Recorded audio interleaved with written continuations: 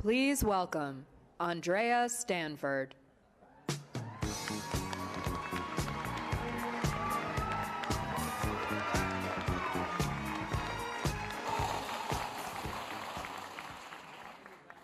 Good afternoon. This is Pittsburgh. Good afternoon. All right. And thank you all for being here today. My name is Andrea Stanford, and I am proud to be here as a woman business leader in the great city of Pittsburgh.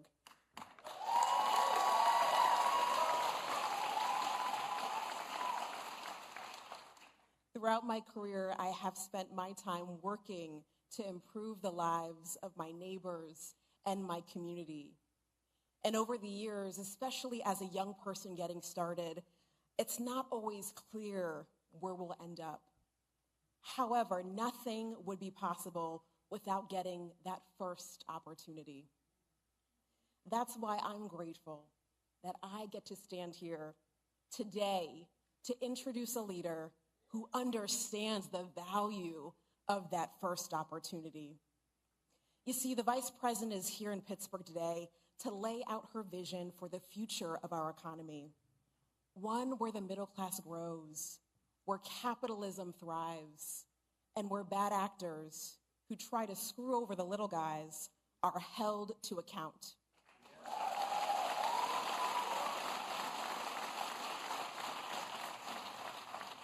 And we know this. There's no better place to deliver such an address at such a time as this, right here in the Steel City.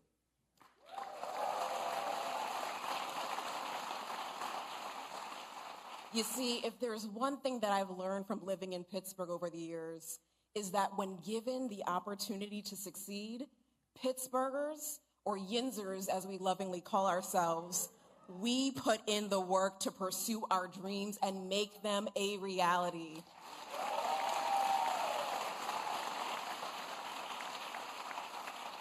Kamala Harris is committed to make sure that access to opportunity is a reality for everyone, not just those like Donald Trump who were born with a silver spoon in their mouth. You see, today's speech is Vice President Harris's chance to tell the American people why she believes, what she believes about fairness, about building and expanding the middle class, and about how we ensure that every child in this great nation has equal access to the American dream, and how she'll get it done as president. You see, we've seen what Donald Trump did. As president, he blew up the national debt, gave tax cuts to millionaires and billionaires at the expense of working people, and created incentives to ship jobs overseas. If reelected, we know that Trump and his extreme Project 2025 agenda would raise costs for working families, usher in a recession, and destroy good-paying, family-sustaining jobs that Kamala Harris has fought so diligently to create. We can't go back. We can't go back. We must elect Kamala Harris in November, not just because it's important that we have a leader with the character to be present, but because working families across the nation are depending on her.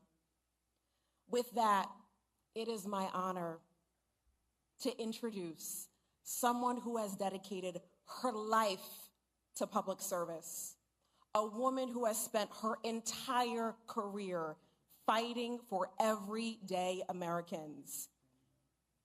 And let me remind you of her background. As a prosecutor, she took on, you know the story, y'all, she took on violent criminals and held them accountable. As Attorney General, she fought for hundreds of thousands of homeowners after they were defrauded by the big banks. And as United States Senator and our Vice President, she has continued to fight to lower costs for working families while growing our economy and working to make it more fair. Without further ado, I am overjoyed to welcome the next President of the United States, Kamala Harris.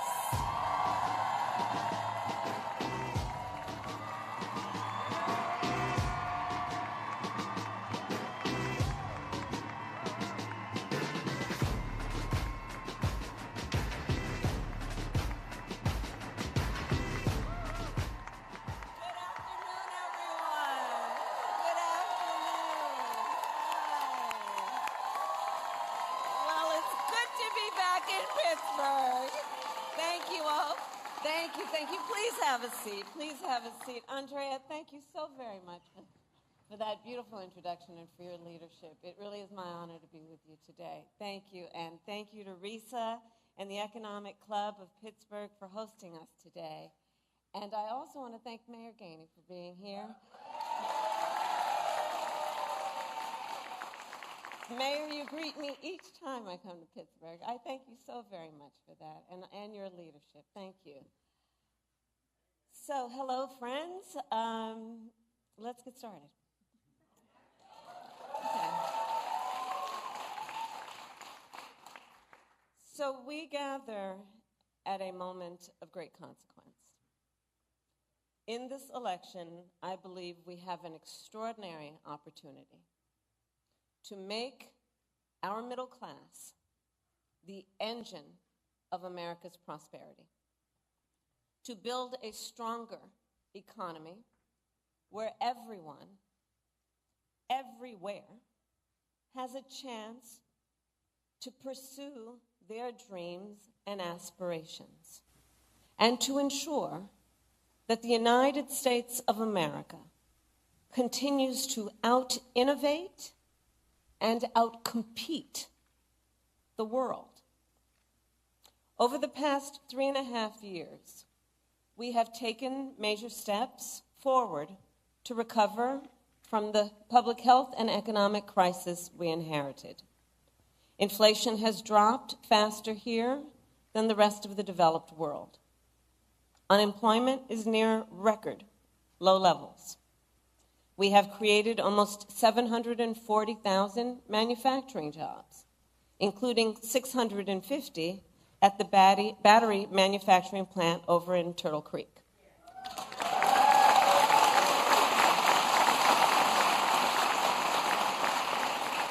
And we have supported another 15,000 jobs at Montgomery Locks.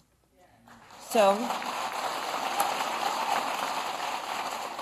these are local, great examples of the work that we have achieved thus far. And last week, for the first time, of course, in 4.5 years, the Federal Reserve cut interest rates, which will make it just a little easier for families to buy a home or a car or just pay down their credit card bill.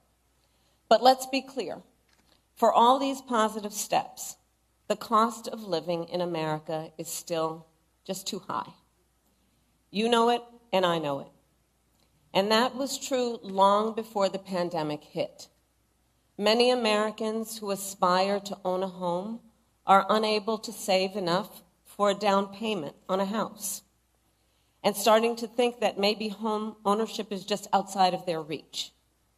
Folks who live in factory towns and in rural communities, who have lost jobs, are wondering if those jobs will ever come back. Many Americans are worried about how they'll afford the prescription medication they depend on. All of this is happening at a time when many of the biggest corporations continue to make record profits while wages have not kept up pace. I understand the pressures of making ends meet. I grew up in a middle-class family, and while we were more fortunate than many, I still remember my mother sitting at that yellow Formica table, late at night, cup of tea in hand, with a pile of bills in front of her, just trying to make sure that she paid them off by the end of the month. Like so many Americans, just trying to make it all work. Every day, millions of Americans are sitting around their own kitchen tables and facing their own financial pressures. Because over the past several decades, our economy has grown better and better for those at the very top, and increasingly difficult for those trying to attain, build, and hold on to a middle-class life. In many ways, this is what this election is all about. The American people face a choice between two fundamentally very different paths for our economy. I intend to chart a new way forward and grow America's middle class. Donald Trump intends to take America backward to the failed policies of the past. He has no intention to grow our middle class. He's only interested in making life better for himself and people like himself, the wealthiest of Americans. You can see it spelled out in his economic agenda. An agenda that gives trillions of dollars in tax cuts to billionaires and the biggest corporations, while raising taxes on the middle class by almost $4,000 a year, slashing overtime pay, throwing tens of millions of Americans off of health care, and cutting Social Security and Medicare. In sum, his agenda would weaken the economy and hurt working people and the middle class. You see, for Donald Trump, our economy works best if it works for those who own the big skyscrapers, not those who actually build them, not those who wire them, not those who mop the floors,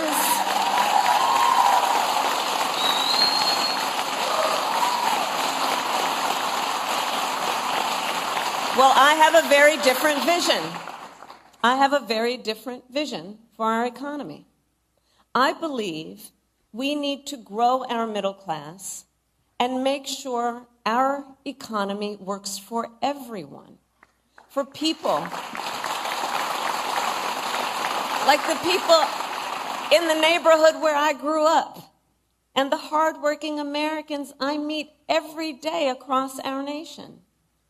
So I call my vision the opportunity economy. And it's about making sure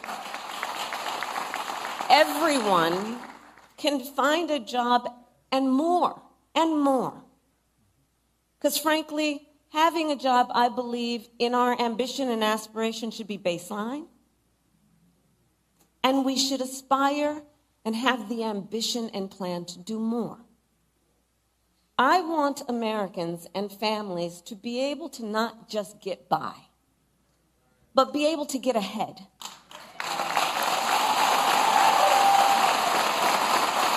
To thrive. Be able to thrive. I don't want you to have to worry about making your monthly rent if your car breaks down. I want you to be able to save up for your child's education, to take a nice vacation from time to time. I want you to be able to buy Christmas presents for your loved ones without feeling anxious when you're looking at your bank statement. I want you to be able to build some wealth, not just for yourself, but also for your children and your grandchildren, intergenerational wealth.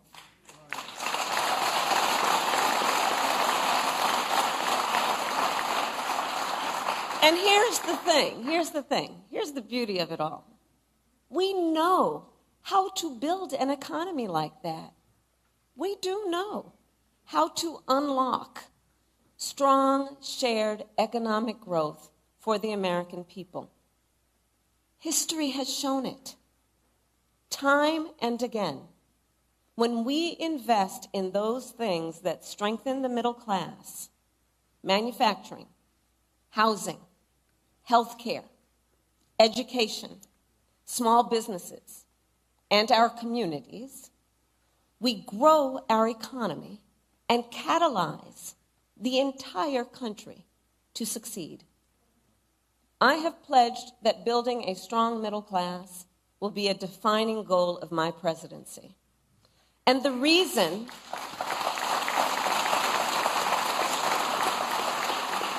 but let me tell you, the reason is not about politics and it's not about ideology. From my perspective, it's just common sense. It's just common sense. It's actually what works. When the middle class is strong, America is strong. And we can build a stronger middle class. The American economy, we know this here. The American economy is the most powerful force for innovation and wealth creation in human history. We just need to move past the failed policies that we have proven don't work. And like generations before us, let us be inspired by what is possible. As president, I will be grounded in my fundamental values of fairness, dignity, and opportunity. And I promise you, I will be pragmatic in my approach. I will engage in what Franklin Roosevelt called bold, persistent experimentation.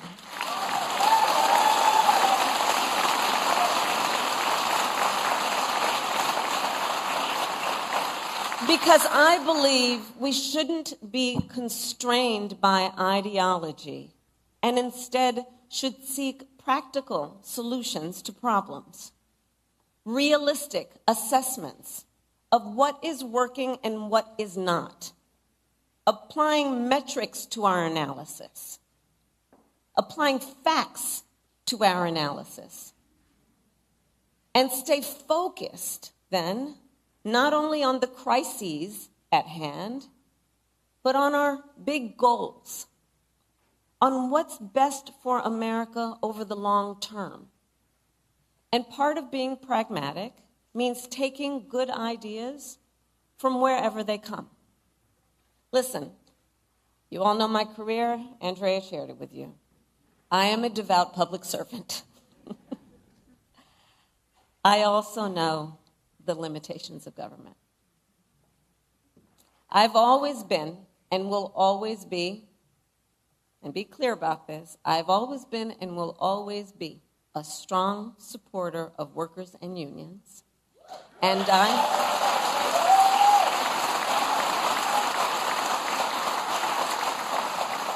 I also believe we need to engage those who create most of the jobs in America.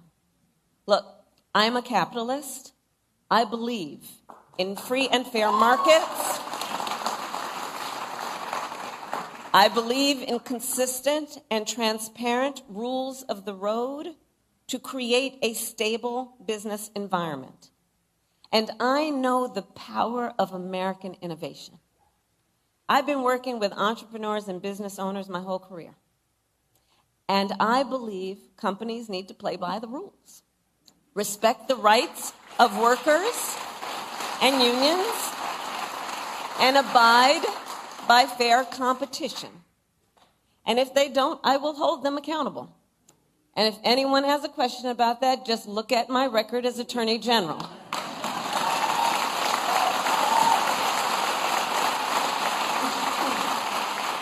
Look at my record in California, taking on the big banks for predatory lending, taking on big healthcare companies for conspiring to jack up prices, taking on a big for-profit college for scamming veterans and students. At the same time, I believe that most companies are working hard to do the right thing by their customers and the employees who depend on them. And we must work with them to grow our economy. I believe an active partnership between government and the private sector is one of the most effective ways to fully unlock economic opportunity. And that is what I will do when I am president. I will target the major barriers to opportunity and remove them.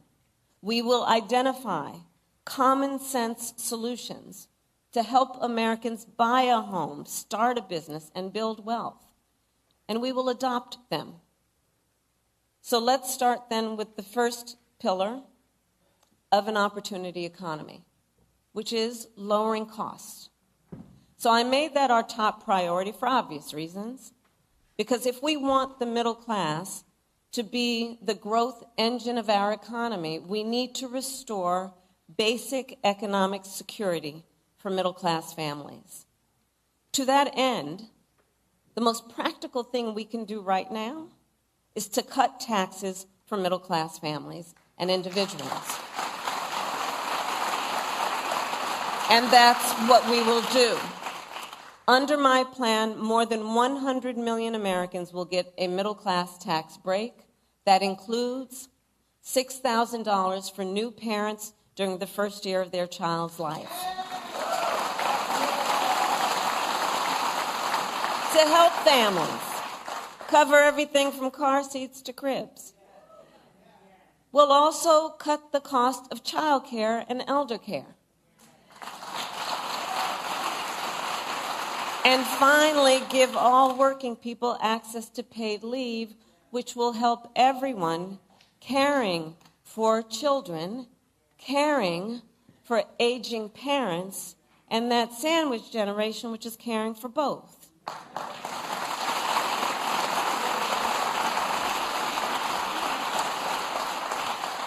So I have a personal experience with caregiving. I remember being there for my mother when she was diagnosed with cancer, cooking meals for her, taking her to her appointments, just trying to make her comfortable, figuring out which clothes were soft enough that they wouldn't irritate her, and telling her stories to try and make her laugh. I know caregiving is about dignity. It really is. And when we lower the cost and ease the burdens people face, we will not only make it then easier for them to meet their obligations as caregivers, we will also make it more possible for them to go to work and pursue their economic aspirations. And when that happens, our economy as a whole grows stronger. Now, middle-class tax cuts are just the start of my plan. We will also go after the biggest drivers of cost for the middle class and work to bring them down. And one of those, some would argue one of the biggest, is the cost of housing. So here's what we will do. We will cut the red tape that stops homes from being built and take on, in addition, corporate landlords who are hiking rental prices. And we will work with builders and developers to construct 3 million new homes and rentals for the middle class, because increasing the housing supply will help drive down the cost of housing. We will also help first-time homebuyers just get their foot in the door with the $25,000 down payment assistance. Because the goal is clear. Let's help more Americans afford to buy a home, which we know is a critical step in their ability to grow their wealth and intergenerational wealth. And we will work to reduce other big costs for middle-class families. We will take on bad actors who exploit emergencies and drive up grocery prices by enacting the first ever federal ban on corporate price gouging.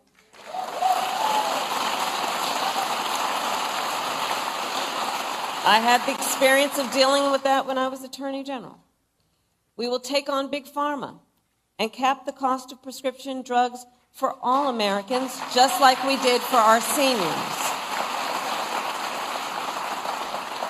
Now, by contrast, Donald Trump has no intention of lowering costs for the middle class. In fact, his economic agenda would actually raise prices. And listen, that's not just my opinion. A survey of top economists by the Financial Times and the University of Chicago found that by an overwhelming 70 to 3% margin, my plan would be better for keeping inflation low. Objective economists have been very clear. The second pillar of an opportunity economy is investing in American innovation and entrepreneurship. So for the last century, the United States of America has been a beacon around the world. And as your vice president now for almost 4 years, I've been traveling the world, meeting with world leaders, meeting with foreign leaders, meeting with business people in various countries with which we have partnership. And I will tell you, America remains a beacon for what it means to inspire and invest in innovation. Not only for our ability to come up with some of the most breakthrough ideas, but also our ability to turn those ideas into some of the most consequential innovations the world has ever known. I believe the source of our success is the ingenuity, the dynamism, and enterprising spirit of the American people. To paraphrase, yes, it is. It's our nature. It's our nature. To paraphrase Warren Buffett, since the founding of our nation, there has been no incubator for unleashing human potential like America. And we need to guard that spirit. We have to guard that spirit. Let it always inspire us. Let it always be the source of our optimism, which is that spirit that is so uniquely American. And let that then inspire us by helping us to be inspired to solve the problems that so many face, including our small business owners. So as I travel the country, what I hear time and again from those who own small businesses and those who aspire to start them is that too often an entrepreneur has a great idea, not too often, that's good, and they have the willingness to take the risk, but they don't have access to the capital that they need to make it real. And as Andrea said, not everybody was handed on a silver platter $400 million and then filed for bankruptcy 6 times. Oh, I said that. I actually said that. Well, we can make it easier. We can make it easier for our small businesses to access capital. On average, it costs about $40,000 to start a new business. But currently, the tax deduction for startups is only $5,000. So currently, for startup costs, the tax deduction is $5,000. Well, in 2024, it is almost impossible to start a business on $5,000, which is why, as president, I will make the startup deduction 10 times richer, and we will raise it from $5,000 to $50,000 tax deduction. And provide low and no interest loans to small businesses that want to expand. All of which will help achieve our ambitious, some would say, but that's okay, let's be ambitious, our ambitious goal of 25 million new small business applications by the end of my first term. I know this is very achievable.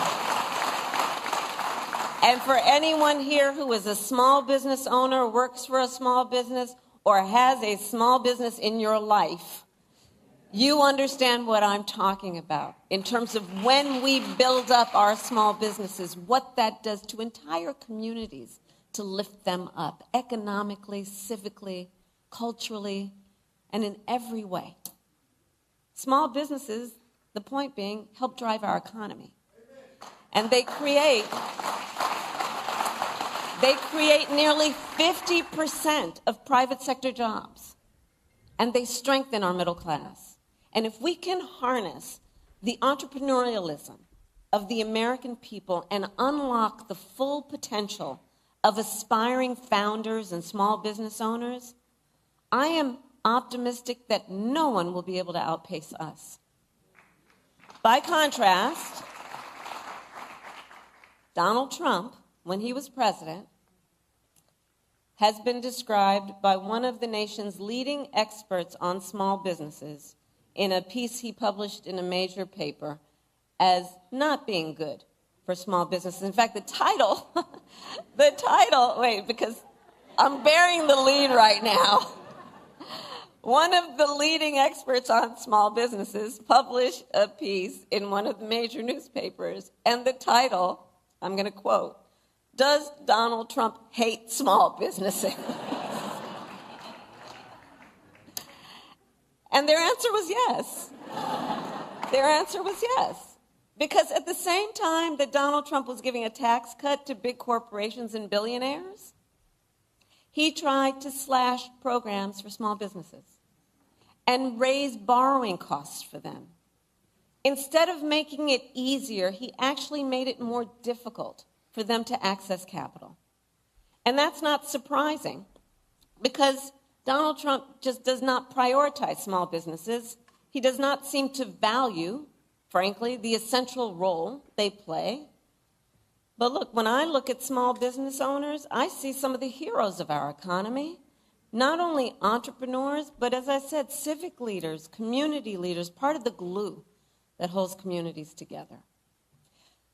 The third pillar of our opportunity economy is leading the world in the industries of the future and making sure America, not China, wins the competition for the 21st century.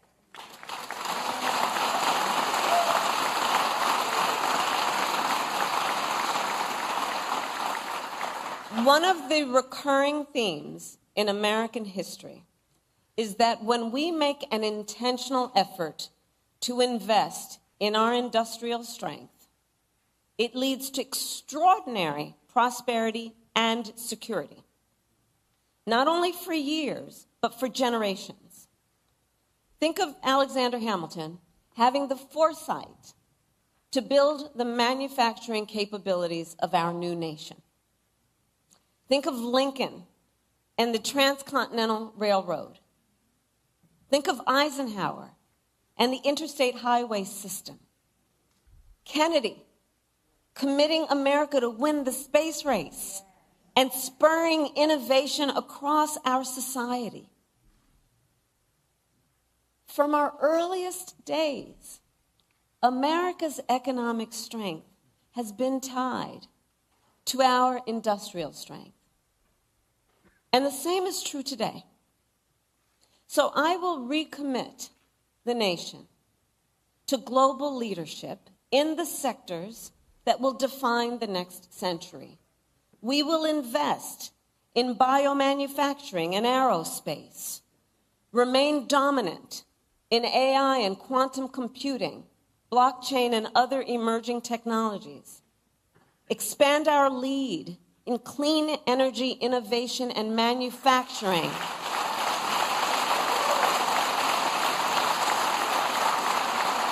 so the next generation of breakthroughs, from advanced batteries to geothermal to advanced nuclear, are not just invented, but built here in America by American workers.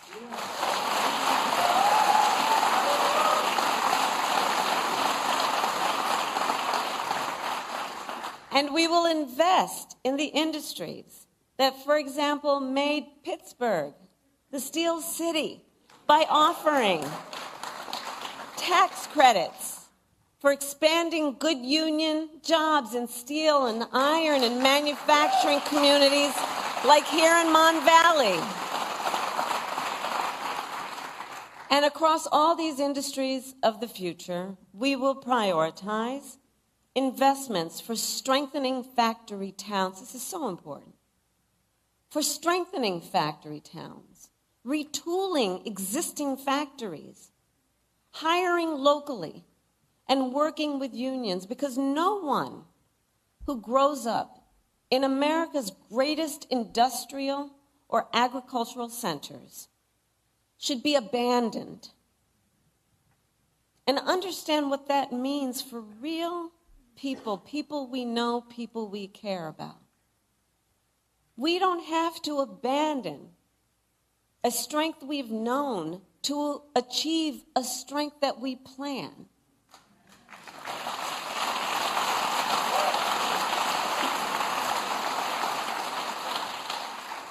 And here's what else we will do when I am president. We will double the number of registered apprenticeships by the end of my first term.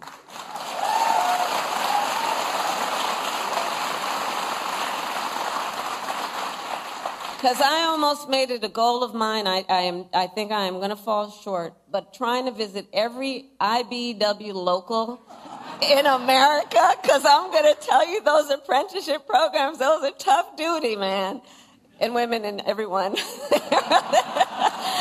They're tough duty. I mean, talk about the skills that are about engineering and science and math and just the most highly skilled folks who are in those apprenticeships and teaching there.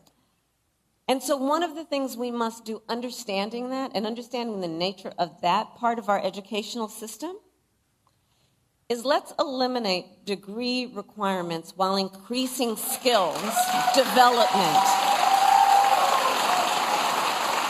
And let's start with something I can do as president, was ensure that we do that for the 500,000 of federal jobs that are within our ability to make it so. Showing what is possible and then challenging the private sector to make a similar commitment to emphasizing skills and not just degrees.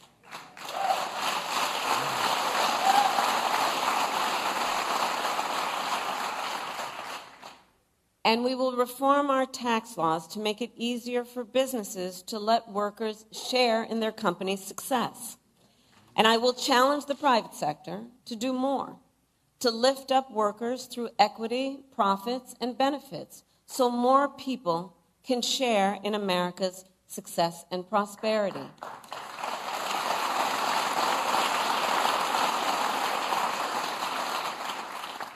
And not only must we build the industries of the future in America, we must also build them faster.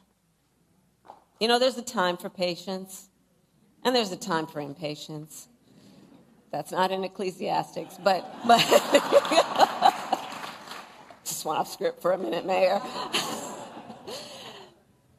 But the simple truth is, in America, it takes too long and it costs too much to build. Whether it's a new housing development, a new factory, or a new bridge, projects take too long to go from concept to reality. It happens in blue states, it happens in red states, and it's a national problem. And I will tell you this, China is not moving slowly. They're not. And we can't afford to either. If we are to compete, we can't afford to either. As president, if things are not moving quickly, I will demand to know why, and I will act. I will work with Congress, workers and businesses, cities and states, community groups and local leaders to reform permitting, to cut red tape, and get things moving faster. Because, look, as I said, patience may be a virtue, but not when it comes to job creation or America's competitiveness. Many of you know the Empire State Building, you know how long it took to build that? 1 year. The Pentagon, you know how long that took? 16 months. No one can tell me we can't build quickly in our country.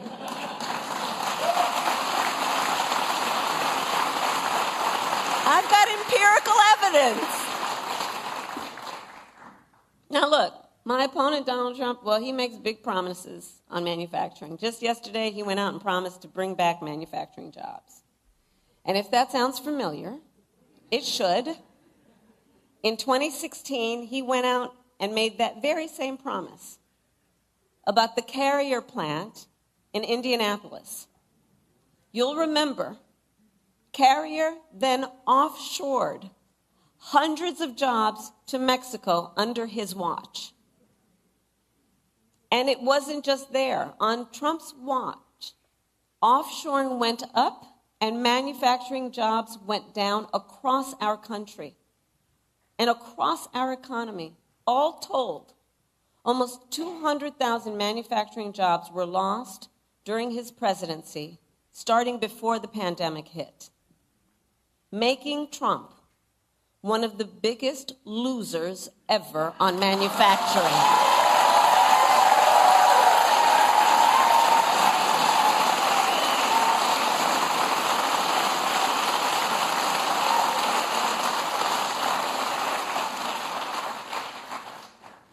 Donald Trump also talked a big game on our trade deficit with China. But it is far lower under our watch than any year of his administration. While he constantly got played by China, I will never hesitate to take swift and strong measures when China undermines the rules of the road at the expense of our workers, our communities, and our companies, whether it's flooding the market with steel, inferior, or at all, unfairly subsidizing shipbuilding, or hurting our small businesses with counterfeits. Recall, Donald Trump actually shipped advanced semiconductor chips to China, which helps them upgrade their military. Understand the impact of these so-called policies that really are not about a plan for strengthening our prosperity or our security. I will never sell out America to our competitors or adversaries. Never. Never. And I will always make sure we have the strongest economy and the most lethal fighting force anywhere in the world.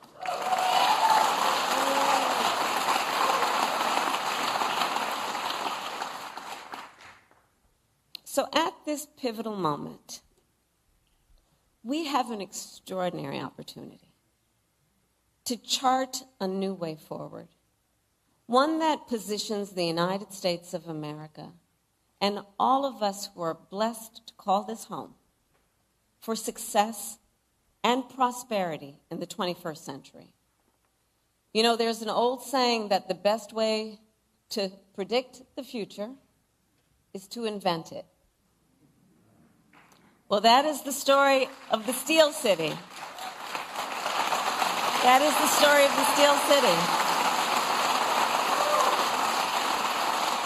The city that helped build the middle class, birth America's labor movement, empower the rise of American manufacturing, and the city where Alan Newell and Herbert Simon launched the first AI research hub at Carnegie Mellon.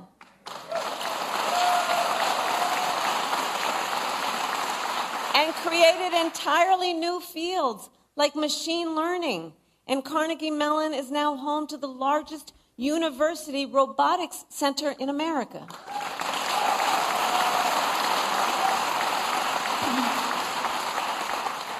So the proud heritage of Pittsburgh, I so strongly believe, reveals the character of our nation.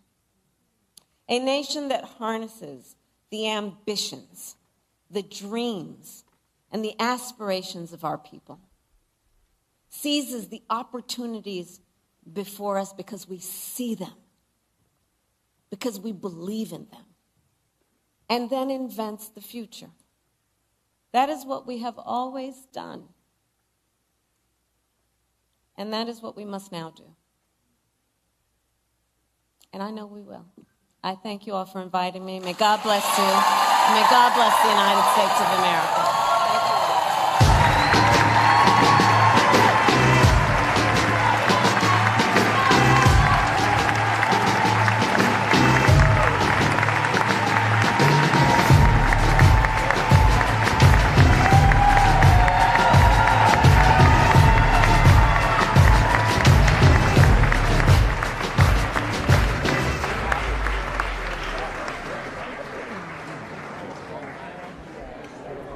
Okay,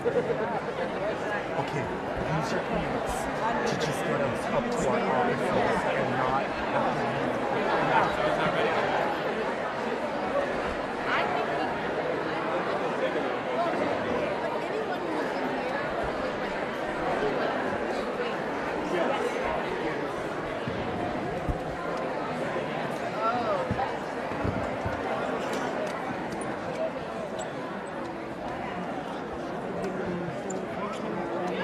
flexible.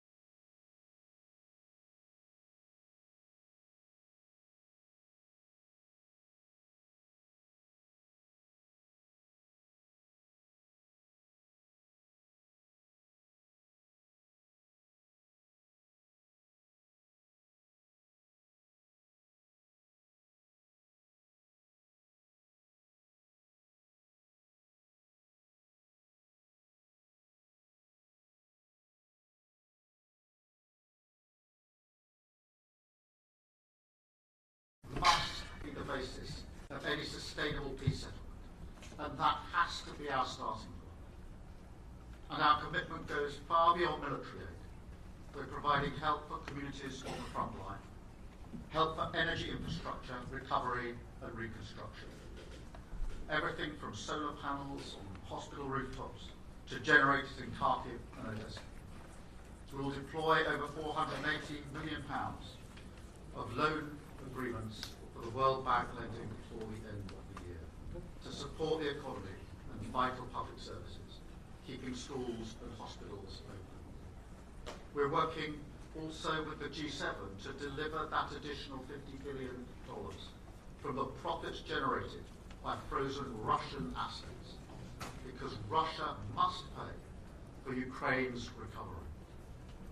Like everyone here today, I want to see Ukraine thrive as a strong, modern, prosperous European nation. And so I say again, we're in this for the long haul. Thank you all. Slava Ukraine.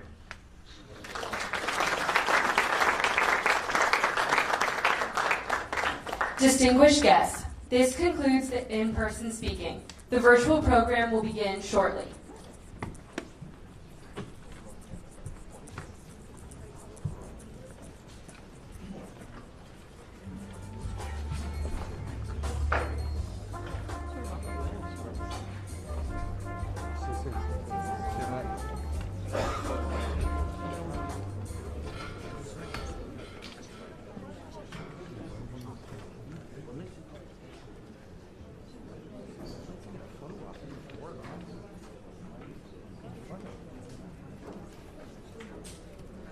Distinguished guests, please welcome the Prime Minister of the Italian Republic.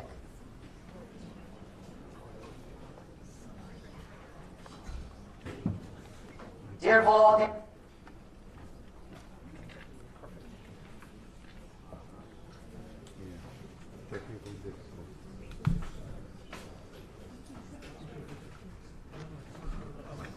sorry.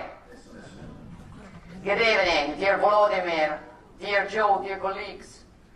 For 943 days, the Ukrainian people has been reminding us of what it means to believe in and fight for their own freedom.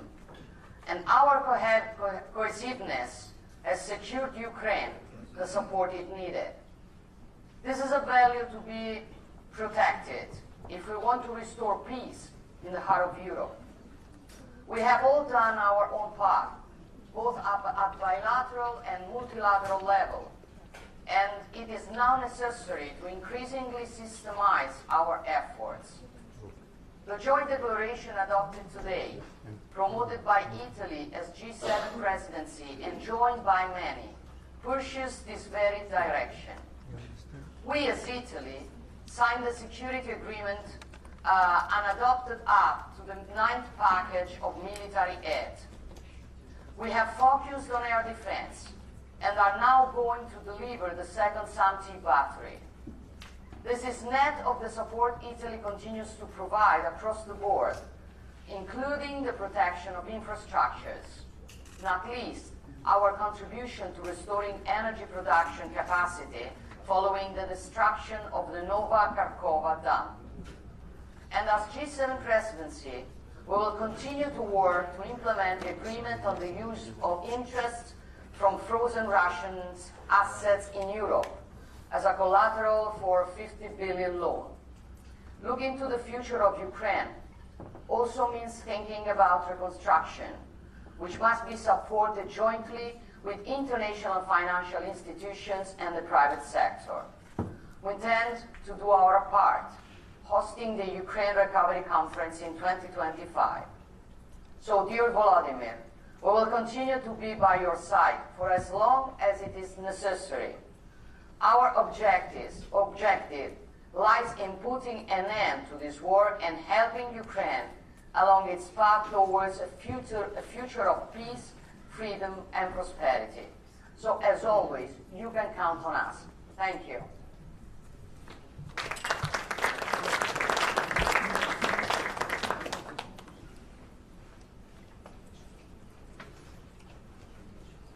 Distinguished guests, please welcome the Prime Minister of Canada. Hello, my friends. I'm sorry I couldn't be with you, but I needed to be back in Parliament here in Ottawa. Volodymyr, very happy to join with you virtually and all our other G7 partners. Thank you, Joe, for hosting this. Good to see everyone here. Canadian support for Ukraine is unwavering, as is the support of the G7. I'm proud to endorse the joint declaration of support for recovery and reconstruction of Ukraine. I want to make 4 brief points today. 1, we support your continued diplomatic efforts towards a just and lasting peace, including through the peace formula. I was honored to attend the Summit of Peace in Ukraine and Switzerland last June, where I committed to Canada hosting a foreign ministers meeting on the human dimension. Well, I'm pleased to announce that we will host this meeting here in Canada on October 30th and 31st, which we will co-chair with both Ukraine and Norway. And I certainly hope that all of you will be sending your foreign ministers to join with us in this important meeting where we can contribute to the return of deported children, detained civilians, and prisoners of war. Second, on security and military assistance, Canada is determined to continue to work with Ukraine and partners to provide you with all the support you need to achieve victory against Russian aggression. We're providing Ukraine with $500 million in new military assistance that I announced at the NATO summit in July, and we're considering more areas of critical and urgently needed support such as drones, artillery, armored vehicles, and fighter pilot training. We will continue continue to be there with you as long as it takes. On financing, the G7 under Georgia's leadership came together with a pledge in Apulia to make $50 billion in funding available to Ukraine through the extraordinary revenue acceleration loans, and we're putting those political commitments into action. As I announced in June, Canada stands ready to contribute up to $5 billion towards this initiative. We'll continue to work with our G7 counterparts to put the mechanism for this funding in place by the end of the year. And finally, on recovery and reconstruction, we will continue to support Ukraine's vision for its recovery and reconstruction. We'll continue to support an inclusive recovery approach that ensures the voices of women, marginalized groups, and civil society are at the heart of Ukraine's path forward. Given the scale of investment required, leveraging public and donor funding will also be necessary to mobilize significant private investment and maximize available financing.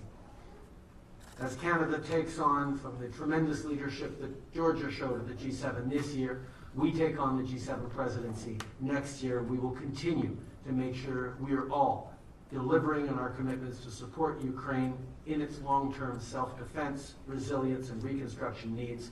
We will stand with you with everything it takes until you win this war. Slava Ukraini.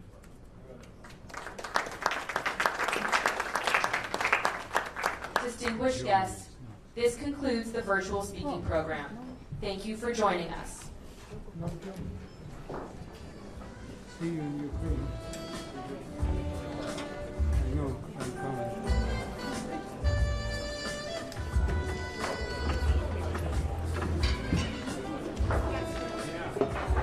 President! Mr. President! Ceasefire deal, Mr. President!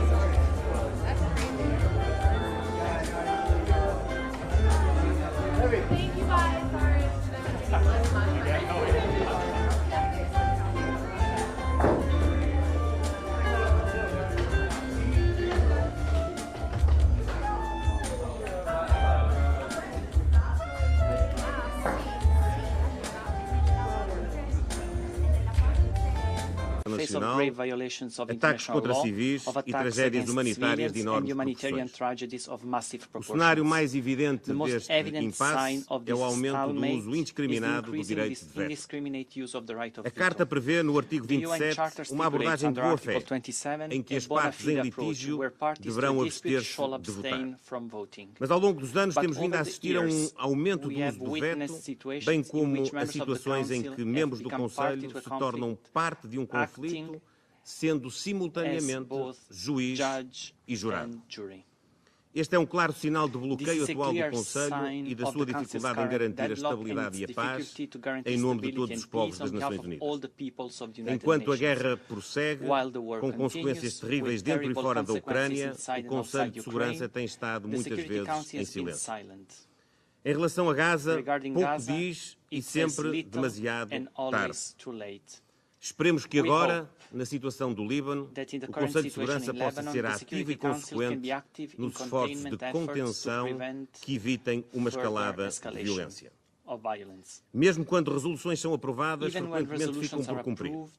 É imprescindível que, de Gaza ao Sudão, todas as partes façam o que estiver ao seu alcance para assegurar a plena implementação das resoluções adotadas por este Conselho. Senhora Presidente, é prioritário que o Conselho de Segurança tenha uma agenda orientada para soluções. Não é uma tarefa fácil, mas é urgente e é essencial restaurar a confiança e a esperança no multilateralismo. É essa a visão do Secretário-Geral e que foi agora assumida na nova Agenda para a Paz e na recente Cimeira do Futuro. Creio que o caminho passa por 4 aspectos fundamentais. Em primeiro lugar, uma abordagem preventiva. Prevenção significa agir. Agir antes da escalada de tensão. O Conselho deve fazer uso de todos os instrumentos da sua caixa de ferramentas, como é o caso da mediação e do apoio dos seus órgãos subsidiários, caso da Comissão para a Consolidação da Paz. Uma arquitetura operacional de paz abrangente e inclusiva, que engloba a prevenção, a manutenção e a consolidação da paz, com mandatos realistas, com objetivos e calendários claros, poderá adaptar-se melhor às diferentes fases daquilo que são os caminhos de paz. Em segundo lugar, o trabalho para as organizações regionais. Neste espírito, apoiamos a implementação da Resolução 2719 sobre o financiamento das operações de apoio à paz lideradas pela União Africana. Trabalhar com organizações regionais cumpre o espírito da Carta, complementando e reforçando o trabalho do Conselho por via de soluções mais próximas das pessoas afetadas. Em terceiro lugar, a questão mais ampla dos métodos de trabalho do Conselho de Segurança, incluindo apelos à restrição do uso do veto. O amplo apoio à Declaração Política Franco-Mexicana e ao Código de Conduta do ACT, Accountability, Coherence and Transparency, bem como a implementação da iniciativa do veto, evidenciam um consenso crescente sobre a necessidade de restringir o uso do veto no estrito respeito pela Carta. O direito de veto, à semelhança da assunção de um lugar à mesa do Conselho de Segurança, antes de constituir um privilégio, representa uma responsabilidade. E é assim que deve ser exercido. É também necessário reforçar a responsabilização deste órgão perante a Assembleia Geral e a comunidade internacional. Por último, mas não menos importante, os 10 membros eleitos deste Conselho têm um papel crucial a desempenhar. Trabalhando em conjunto, podem constituir uma alternativa e apontar um caminho de soluções. Os membros eleitos revestem-se de uma legitimidade interregional que permite ultrapassar confrontos entre poderes instituídos. É nisto que acreditamos. Portugal continuará a trabalhar para restaurar a credibilidade, a relevância e a eficácia deste Conselho numa altura em que o seu papel é mais necessário do que nunca, sempre com a Carta das Nações Unidas como bússola orientadora. É neste espírito que Portugal é candidato a um mandato neste Conselho para o biênio 2027-2028. Muito obrigado a todos pela vossa atenção e muito obrigado, Senhora Presidente. I thank His Excellency Mr. Montenegro for his statement. I now give the floor to His Excellency General J.J. Odongo Abubakar, Minister for Foreign Affairs of Uganda. Madam President, I am honored to speak on behalf of the 121 member states of the Non-Aligned Movement. I wish to congratulate the Republic of Slovenia on its accession to the Presidency of the Security Council for the month of September and express appreciation for granting NAM the opportunity to present its position on today's topic. Madam President, the concept of leadership for peace is at the center of the Non-Aligned Movement. NAM member countries are committed to supporting, preserving, and strengthening the values of peace, multilateralism, and international cooperation as cornerstones of the Charter of the United Nations. We reaffirm our commitment to the United Nations as the primary multilateral institution with mechanisms to promote and support the intertwined values of humanity, namely peace, security, development, inalienable human rights, and mechanisms for the achievement of Agenda 2030 for Sustainable Development. At the 19th summit held in Kampala in January this year, the heads of state and government reaffirmed the validity of the purposes and principles of the Charter of the United Nations and the principles and norms of international law as indispensable in preserving and promoting peace and security, the rule of law, economic development, and social progress, and all human rights for all. NAM is cognizant of the importance of building representative, democratic, and inclusive global institutions that serve the interests of all. In this respect, the movement stresses the need to strengthen multilateralism through a comprehensive reform of the current global governance architecture, including the United Nations system, the international financial institutions, and the multilateral development banks. The movement reaffirms its opposition to all unilateral coercive measures, including those measures used as tools for political or economic and financial pressure against any country, in particular against developing countries, which violates the Charter of the United Nations, the rules and principles of international law. We reaffirm that under no circumstances should people be deprived of their own means of sustenance and development. We further express our concern at the continued imposition of such measures which hinder the well-being of populations of the affected countries and create obstacles to the full realization of their full human rights. We reiterate that there is need to strengthen the United Nations as the primary multilateral organization, providing it with the substantive capacity to fully and effectively meet the purposes and principles enshrined in its charter, and at consolidating its democratic and intergovernmental character, in particular through the revitalization of the General Assembly and strengthening its authority as a democratic, inclusive, equitable, and representative body of the organization, as well as expediting reform of the United Nations Security Council in accordance with General Assembly Resolution 62/557 in a comprehensive and integrated manner in order to make the Security Council a more democratic, effective, transparent, and representative organ of the United Nations. Madam President, the NAM movement reaffirms and underscores its position and commitment with regard to multilateral cooperation for just, democratic world, for the promotion of the principle of pacific settlement of disputes in accordance with the Charter of the United Nations, in accordance with international law and the United Nations resolutions, including those resolutions of this very Council. In that context, we emphasize the significant role played by International Court of Justice, the principal judicial organ of the United Nations, in promoting and encouraging settlement of international disputes by peaceful means in accordance with the relevant provisions of this Charter and the Statute of the Court. The movement remains committed to its founding principles and reaffirms its determination to work for the establishment of a peaceful, just, equitable world order with shared global affluence.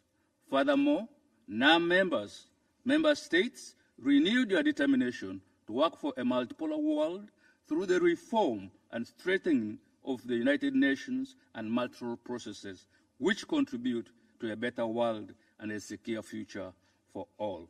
I thank you, Madam President. I thank His Excellency General Abu Bakr for his statement. I now give the floor to His Excellency Mr. Ratu William Maivalili Katonevier, President of the Republic of Fiji. President of the United Nations Security Council, Excellencies, I congratulate the government of Slovenia for its leadership and for convening these important discussions today.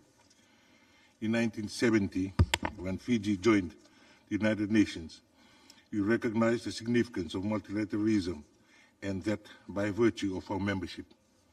Fiji has contributed immensely towards a peaceful and safer world.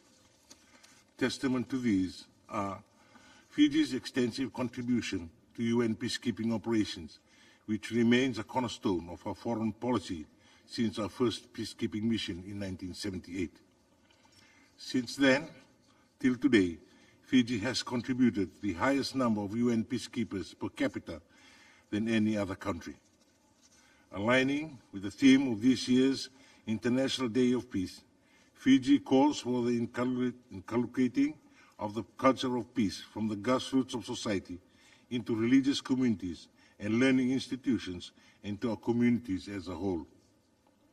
We urge the United Nations to play a proactive role in this endeavor, not only responding to conflicts, but in building and reinforcing a culture of peace. The United Nations Security Council, which has a primary responsibility for the maintenance of international peace and security, has remained almost unchanged. However, the security landscape has vastly evolved with new and emerging threats and crises. The Council's effectiveness and representativeness are important.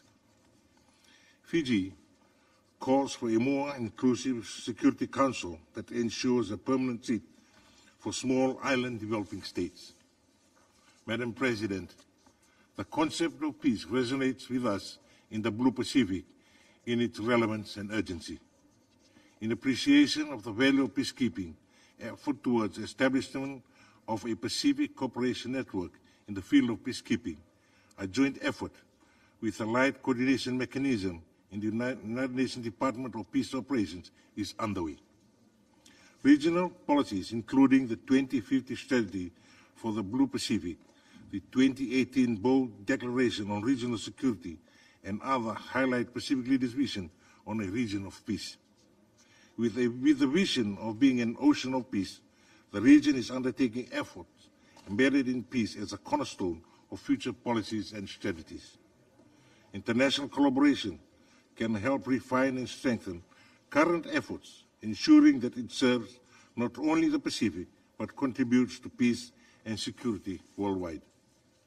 In closing, while keeping with the theme of today's dialogue, Fiji reiterates the importance of the three pillars of the UN Charter and the return to the principles of the Charter to help us collectively navigate a complex peace and security landscape that guarantees a safe and sustainable future for all.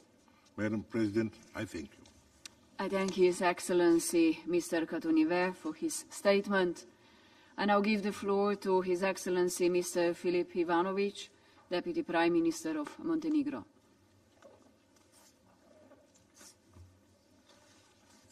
Dear Madam President, distinguished colleagues, allow me first to thank Slovenia for convening this open debate as well as briefers for their insightful remarks. Montenegro aligns itself with the statement of the European Union and wishes to add the following in a national capacity. Today, in a time of highest number of escalating conflicts since the Cold War, international legal order and multilateralism are on the test. We continue to witness polarization among UN member states that highly impacts the work of the UN Security Council and alarming disrespect of international humanitarian law, including human rights, and consequently the erosion of trust in international institutions. We are seeing severe civilian harm from Gaza, Ukraine, Sudan, DRC to Sahel that has caused unprecedented casualties and suffering, as well as the high risk of famine. Excellencies, dear colleagues, states cannot be above the law, the UN Charter, or legally binding UN Security Council resolutions. In this regard, Montenegro reiterates calls of other member states addressed to the Security Council's permanent members to refrain from using the veto for actions that could prevent or stop violence worldwide. This is precisely why states must work together to rebuild trust in the UN Security Council as the main organ to maintain the international peace and security.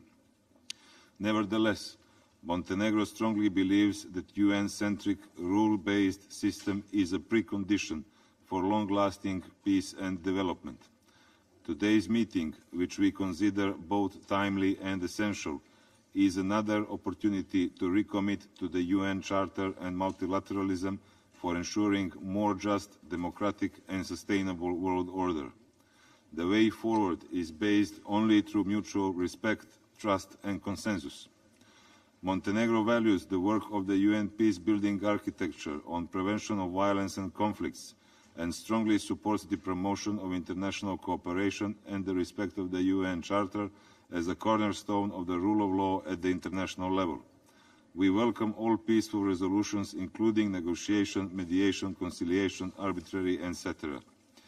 We also commend the UN Secretary General's new agenda for peace and look forward to deepening our discussions on the future of peacekeeping in the context of the next ministerial meeting to be held in Germany in 2025.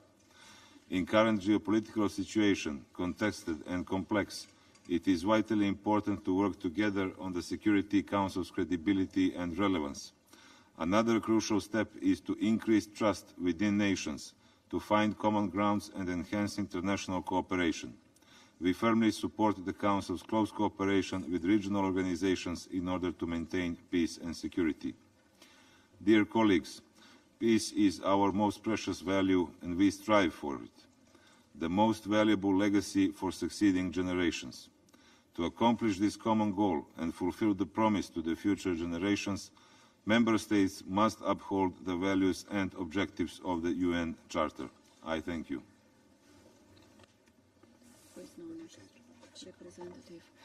I thank His Excellency Mr. Ivanovic for his statement.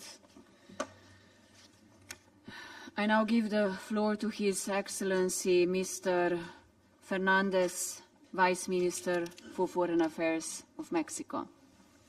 Gracias, señora presidenta. Thank you, Madam President. El tema liderazgo para la paz The topic es leadership for pertinente y peace is necesario relevant en and esta semana de necessary alto during nivel. this high-level week. Qué mejor momento What better para analizar time la to forma look at en la how que el Consejo de the Seguridad Security encaja Council fits en el nuevo within impulso al the new multilateralismo momentum for que acabamos de multilateralism that we've just acordar en el agreed Pacto in de the Futuro. Pact for the Future. En décadas pasadas, In past la comunidad decades, the internacional international volteaba los ojos al community Consejo would de turn to Seguridad look at the cuando Security estallaba algún Council when conflicto. conflicts erupted. Ahora, muchos acuerdos de Now, paz o ceses al fuego many peace se agreements or forjan en ceasefires are ámbitos lejanos a las forged far Naciones from the Unidas. United Nations. Los reacomodos geopolíticos e Geopolitical ideológicos and ideological dominan hoy el salón posturing del now Consejo de dominate the Seguridad. Security Council El chamber. uso frecuente del veto no ha The hecho más que frequent dañar use la of the imagen veto de has este only órgano served to y la harm the image reputación of this de body aquellos and the países que reputation of those considerábamos countries that líderes en we algún once momento. thought of as leaders. Es claro que en conflictos It's tan clear apremiantes that como los de in Ucrania, conflicts as Gaza y Sudán, pressing as el those in Consejo de Ukraine, Seguridad se ha Gaza quedado and muy atrás. Sudan, the Security Esta Council situación ha has generado been que left actores far behind. independientes a las This Naciones Unidas situation has sean los meant que that asuman cada vez más actors el independent liderazgo. of the United Nations are Claramente, increasingly el mundo taking no up this puede leadership quedarse con los role. brazos cruzados. Clearly, Y the world ejemplo, cannot no stand nos idly faltan de by. países y There's no lack of organizaciones examples regionales of que countries and movilizan regional sus organizations recursos that are para mediar mobilizing their acuerdos. resources to broker Por ejemplo, agreements.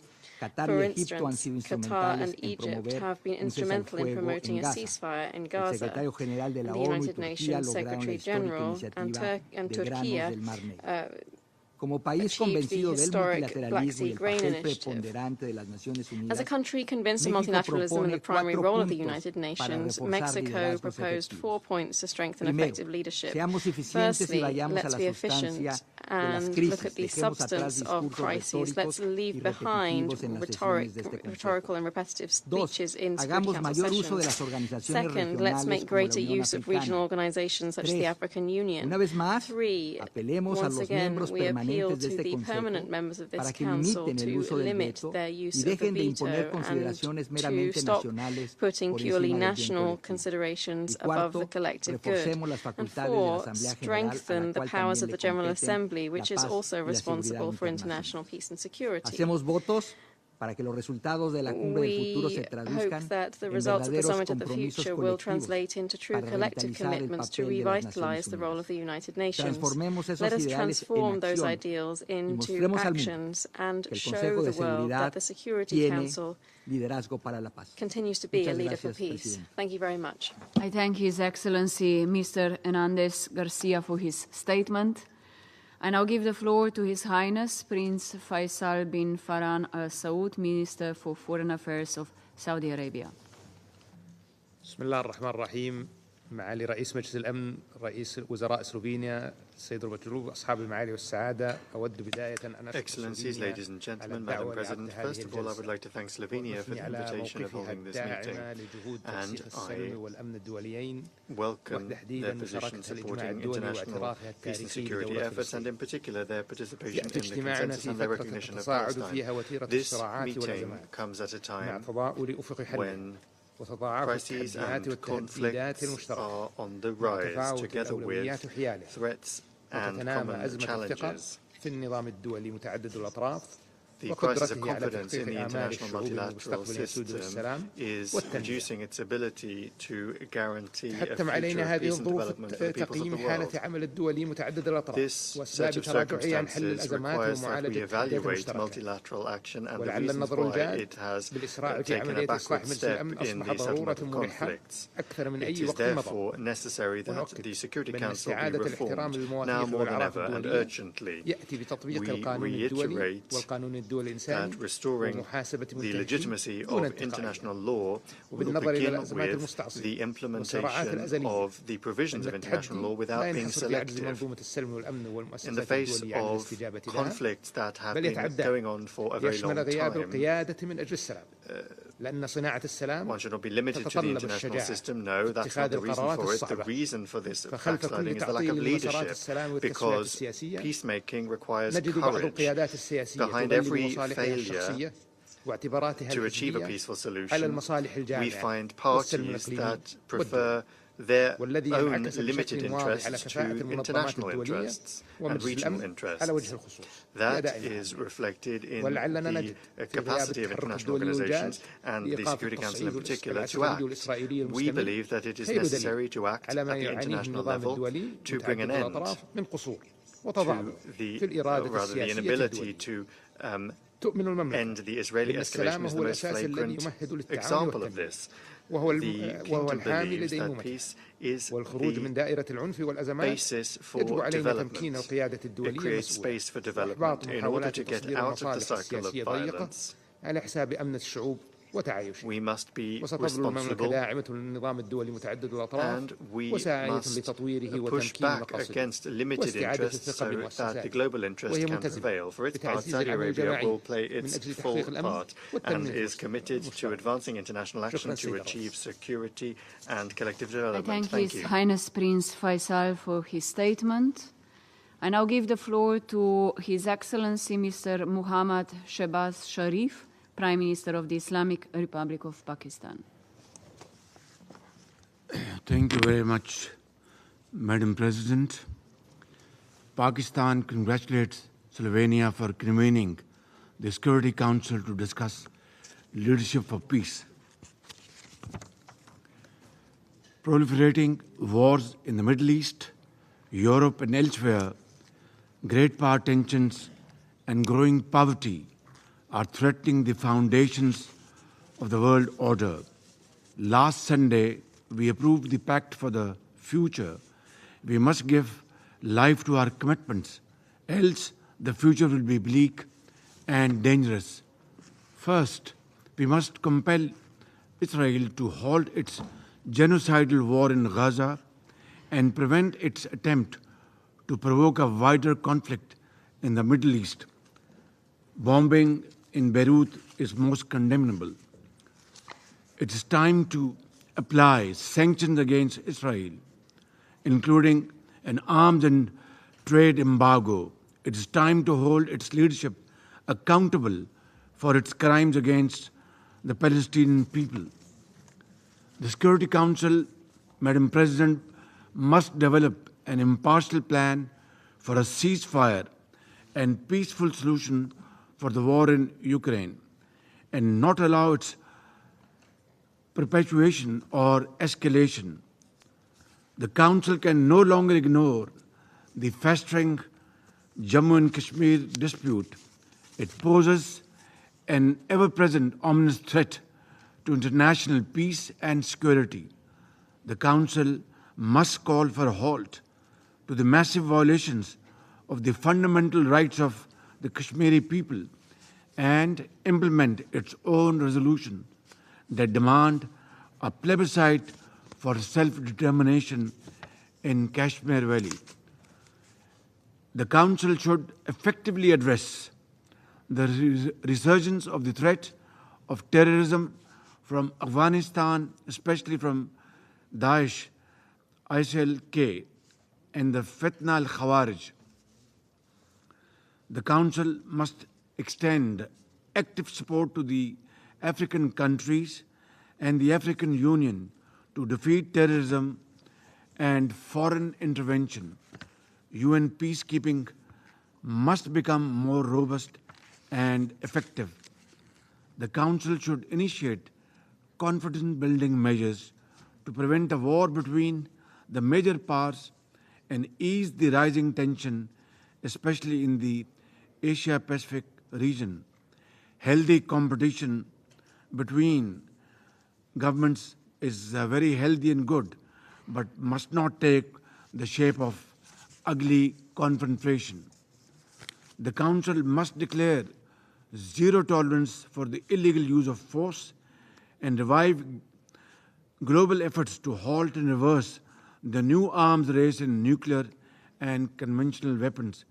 It must build controls over new weapons and technologies, including artificial intelligence, that are making war more likely and more lethal. Madam President, in cooperation with other member states, Pakistan shall pursue these objectives in the Security Council when it assumes its seat in the Council next year. I thank you. I thank His Excellency Mr. Sharif for his statement. I now give the floor to His Excellency Mr. Alar Karis, President of the Republic of Estonia. Madam President, I have the honor to speak on behalf of Estonia and Lithuania. I address this esteemed gathering today with a heavy heart. The promise of peace, enshrined in the very foundation of this organization, remains distant for too many. Entire regions are devastated by conflict, climate crisis, deepening inequalities, and rising extremism, leaving millions displaced and communities shattered. Without the effective UN challenges, mount and chaos spreads.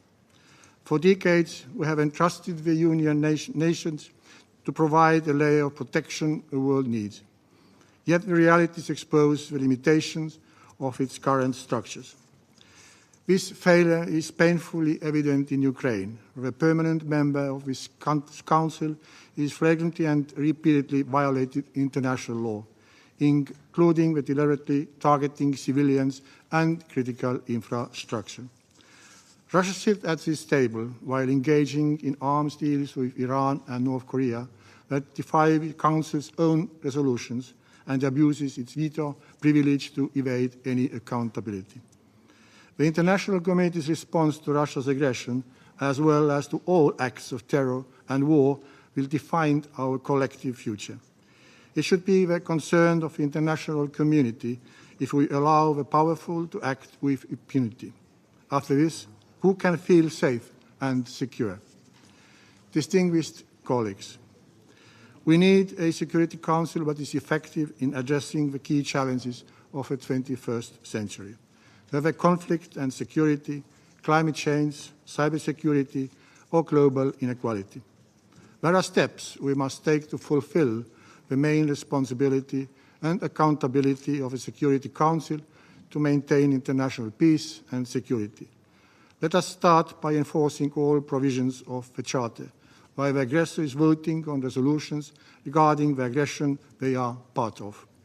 We must improve the working methods of the Security Council, and the veto power should be limited. We strongly back the French-Mexican initiative on veto restraint and the code of conduct by the Accountability, Coherence and Transparency Group. The veto initiative is good. We now need to discuss how we can take it further and strengthen the role of a General Assembly. Excellencies, we all just pledged at the Summit of the Future to work in solidarity, to prepare for forever there is to come and to build a better future. Our vision for this is clear. A United Nations where the principles of peace, sovereignty and human rights are not merely words, but guiding forces. Our task is to take this organization to where it must be, at the core of providing the international stability and security. Thank you for your attention. I thank His Excellency Mr. Karis for his statement. I now give the floor to His Excellency Mr. Gregor Közler, Vice Minister for European and International Affairs of Austria. Thank you, Madam Chair, esteemed Mr. Minister Fajon, dear neighbor Slovenia, for convening this high-level open debate. I thank the Secretary General for his insightful statement and the briefers for their valuable contributions. Excellencies, maintaining peace and security is at the heart of the United Nations. It is why we all signed and ratified the UN Charter. We committed ourselves to upholding international law and resolving conflicts peacefully. Yet the world today tells a different story. Russia's unjustified war of aggression against Ukraine has been a cruel wake-up call, not only in Europe, and has brought unspeakable human suffering to Ukraine and its people.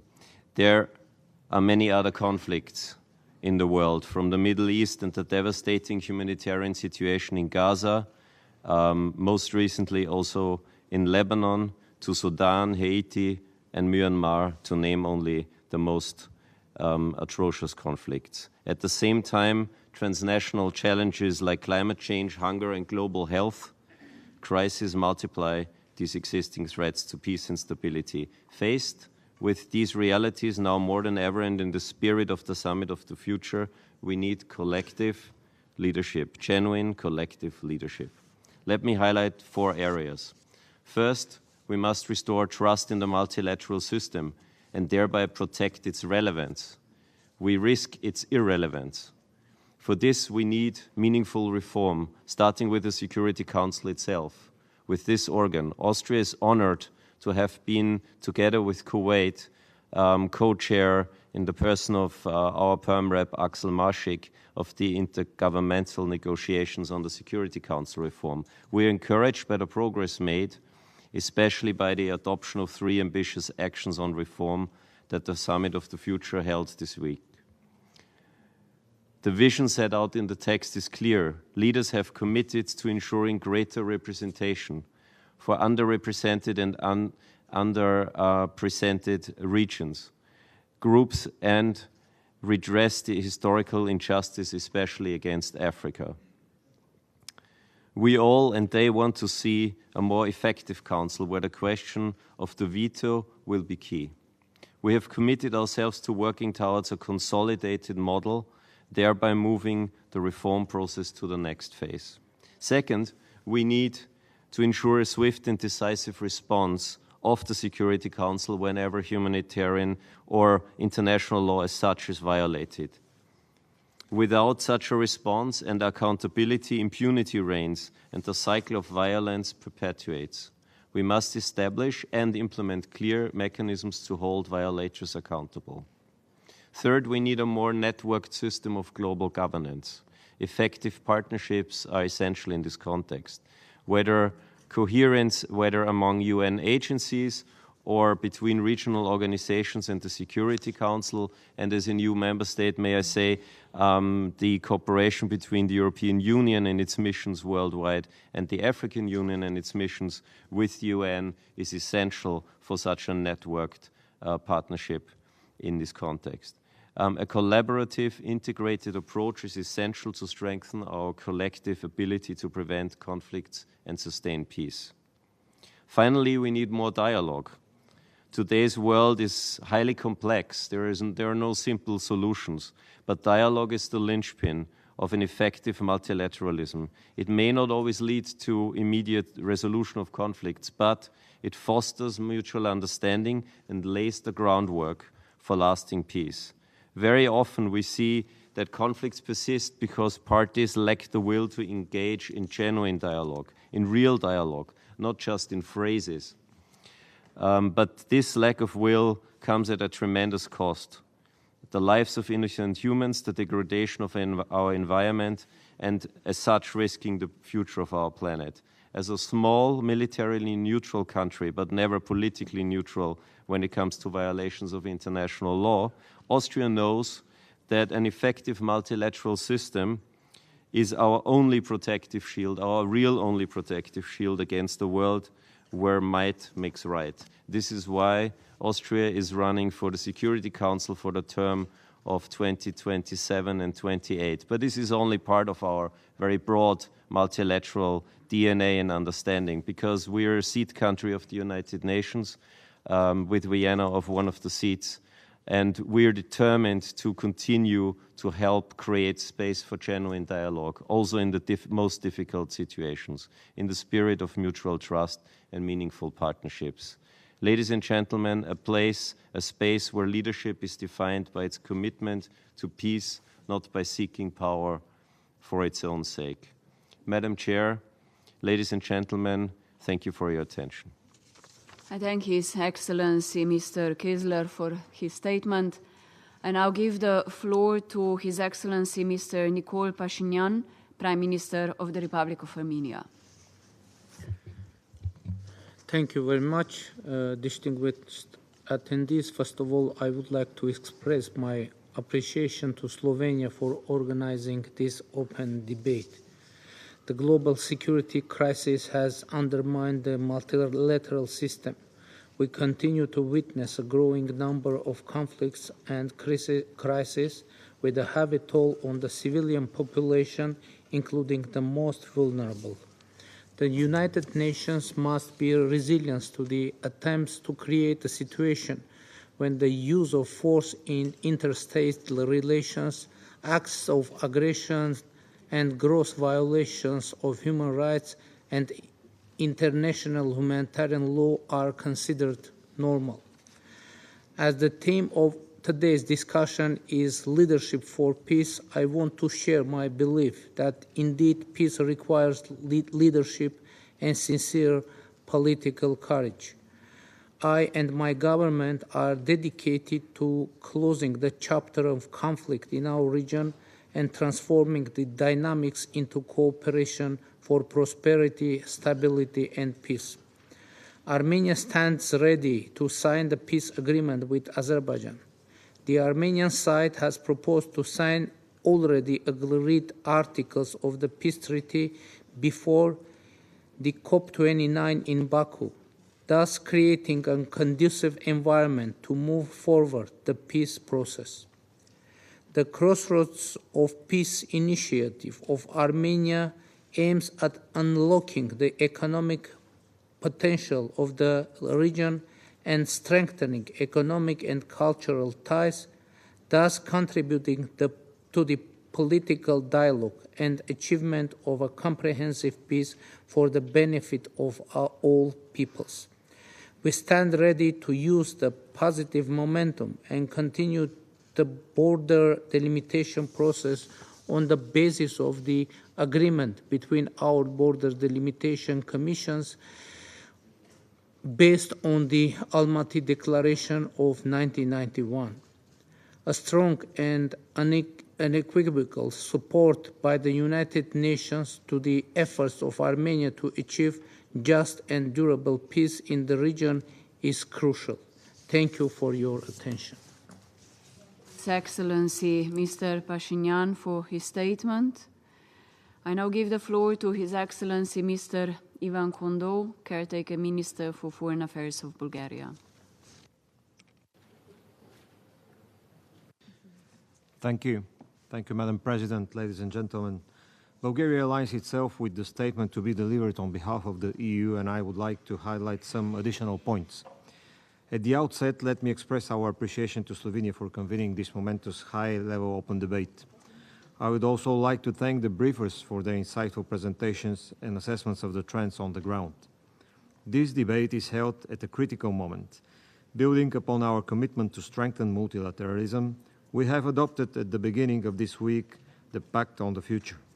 The upcoming Peace-Building Architecture Review in 2025 will provide us with another opportunity to further improve the global security framework. As many of the previous speakers today have already outlined, we are observing a worrying trend with the number of conflicts around the world increasing and the respect for the norms and the principles of the UN Charter declining. The most effective way to address this trend is by building trust and strengthening leadership, defending the values of democracy and human rights, and implementing Security Council resolutions and decisions of the international courts. It has been 2.5 years since a permanent member of the Security Council unleashed a war of aggression against its neighboring country, violating the principles of the UN Charter and the international law. It is indispensable that Russia withdraws from Ukraine and stops the war so that mutual trust and confidence in international rules-based order can be restored. In the face of ongoing humanitarian crisis in Gaza and Sudan, the UN Security Council must restore its credibility as the global body responsible for peace and security. These conflicts, while different in nature, demand a consistent response from the international community, namely swift actions and genuine commitment to achieving lasting peace. The effectiveness and accountability of the United Nations Security Council should be strengthened by enhancing the transparency and accountability of its work. With this in mind, Bulgaria took its decision to be among the initial co-sponsors of the United Nations General Assembly resolution known as the Veto Initiative. Next, I would like to further emphasize the crucial role of the elected members of the Security Council for strengthening multilateralism and increasing its effectiveness. They are uniquely positioned to foster unity, serve as a bridge builders, and make the multilateralism deliver for all. In conclusion, I would like to reaffirm Bulgaria's commitment to the norms and principles of the international law, including human rights and international humanitarian law, and commitment of my country to multilateralism as the best investment in strengthening and upholding national sovereignty. Thank you. I thank His Excellency Mr. Konda for his statement, and I now give the floor to Her Excellency Mrs. Retno Lestari Priyanasari Marsudi, Minister of Foreign Affairs of Indonesia. Madam President, we are here to speak about the leadership for peace. But peace is nowhere to be found for the people of Palestine. When 41,000 Palestinians are killed, millions displaced, and all access for humanitarian operation closed, the very essence of our common humanity is questioned. They are symptoms of failed leadership for peace. There won't be peace also if there is no respect to sovereignty and territorial integrity. All eyes on the Council to revive this longest-standing conflict once and for all. Today, an all-out war is at risk in Lebanon. At the same time, we have the UNIFIL peacekeepers. If we cannot enforce UNSC mandate's tool to maintain peace, what remains of Council leadership for peace? Therefore, restoring credibility and trust to the Council is our priority. Council reform is paramount to ensure leadership for peace. I would like to underline two key points. First, strive for a more democratic leadership for peace.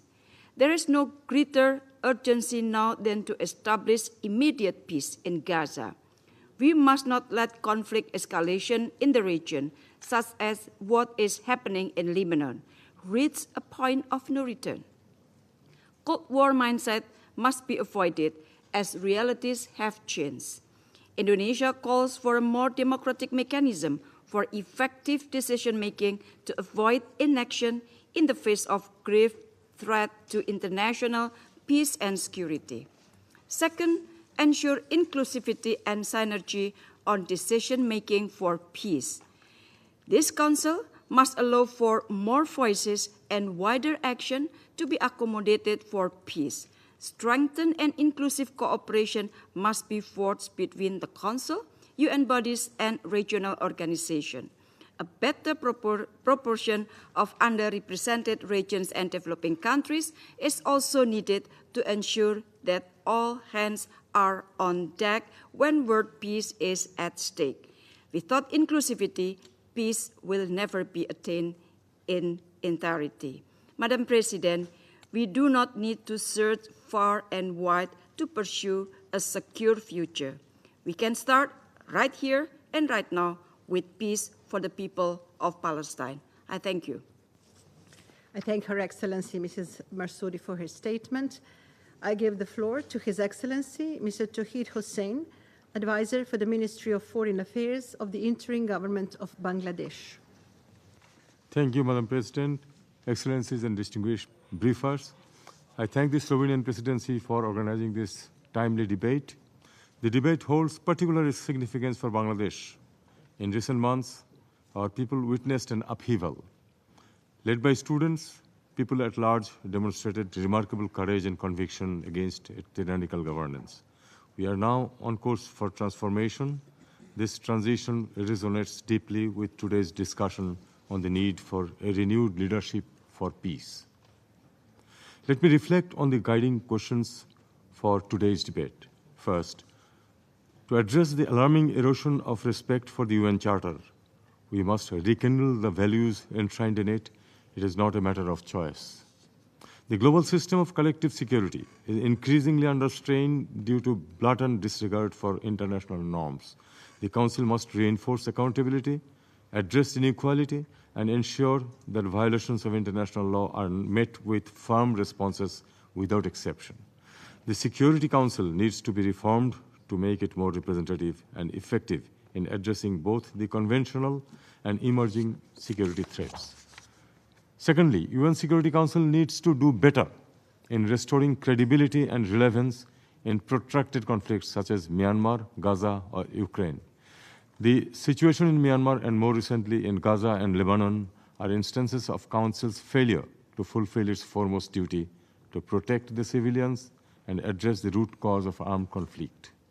As the Council is aware, Bangladesh has been hosting over 1.2 million Rohingyas who fled their homes in the face of gruesome atrocities. Over the past 1 month, another 20,000 plus Rohingyas entered our territory as the conflict in the Rakhine state of Myanmar intensified. Unfortunately, our capacity is simply overstretched. This Council can no longer remain indifferent to the question and let the civilians suffer most agonizingly. We must prioritize political solutions in Myanmar and promote an inclusive and sustainable peace process. The Council has to remain seized on the situation in Myanmar through periodic briefings. Regional actors need to be engaged too in addressing the root causes of conflict in Myanmar, be political or socio-economic. Third, the elected members should shoulder responsibility to build consensus on critical issues before the Council. They have to bridge divides and act as honest brokers, ensuring that the voices of smaller nations and developing countries are not lost in the complex geopolitical calculus. When the elected members lead by example, by promoting dialogue, transparency, and compromise, the Council gets to effective action on the ground. Fourth, engaging the regional organizations. Regional organizations are increasingly crucial partners in maintaining international peace and security. Fostering regional cooperation is essential in reinforcing the Council's efforts. The Council needs to further empower regional entities in Asia, Africa, and Latin America so that their initiatives receive adequate support in terms of political backing and resources. Cooperation with organizations like ASEAN, ECOWAS, African Union, for example, need to be deepened to address regional discords effectively and prevent their escalation. In conclusion, Madam President, Bangladesh, led by Nobel Peace Laureate Professor Muhammad Yunus, remains committed to contributing to the UN's collective endeavors for peace, including through our robust participation in UN peacekeeping and peace building. Let us work together to ensure that multilateralism delivers to today's challenges. I thank you.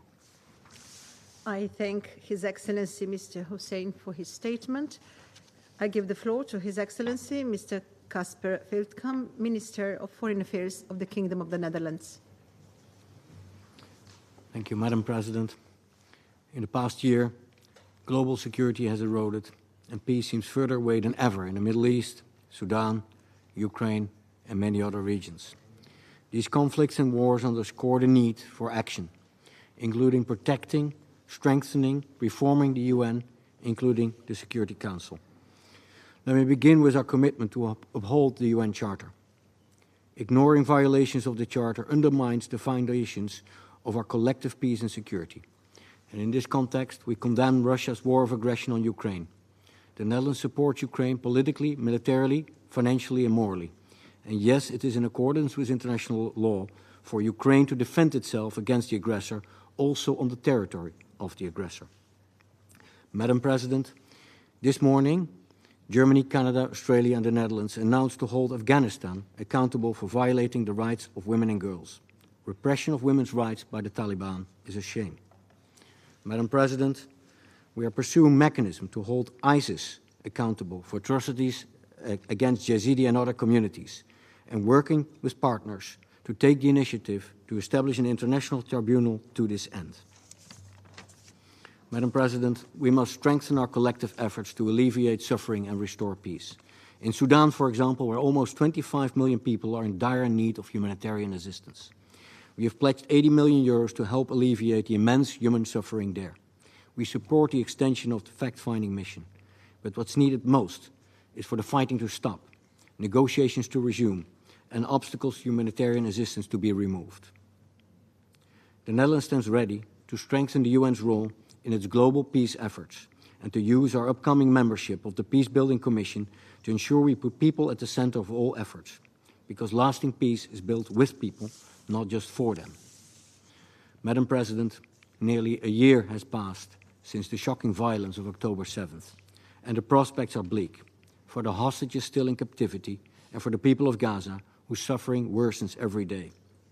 We must do everything in our power to achieve a sustainable peace. We fully support those among you who are doing the heavy lifting to reach a ceasefire and will continue to work with you towards this end.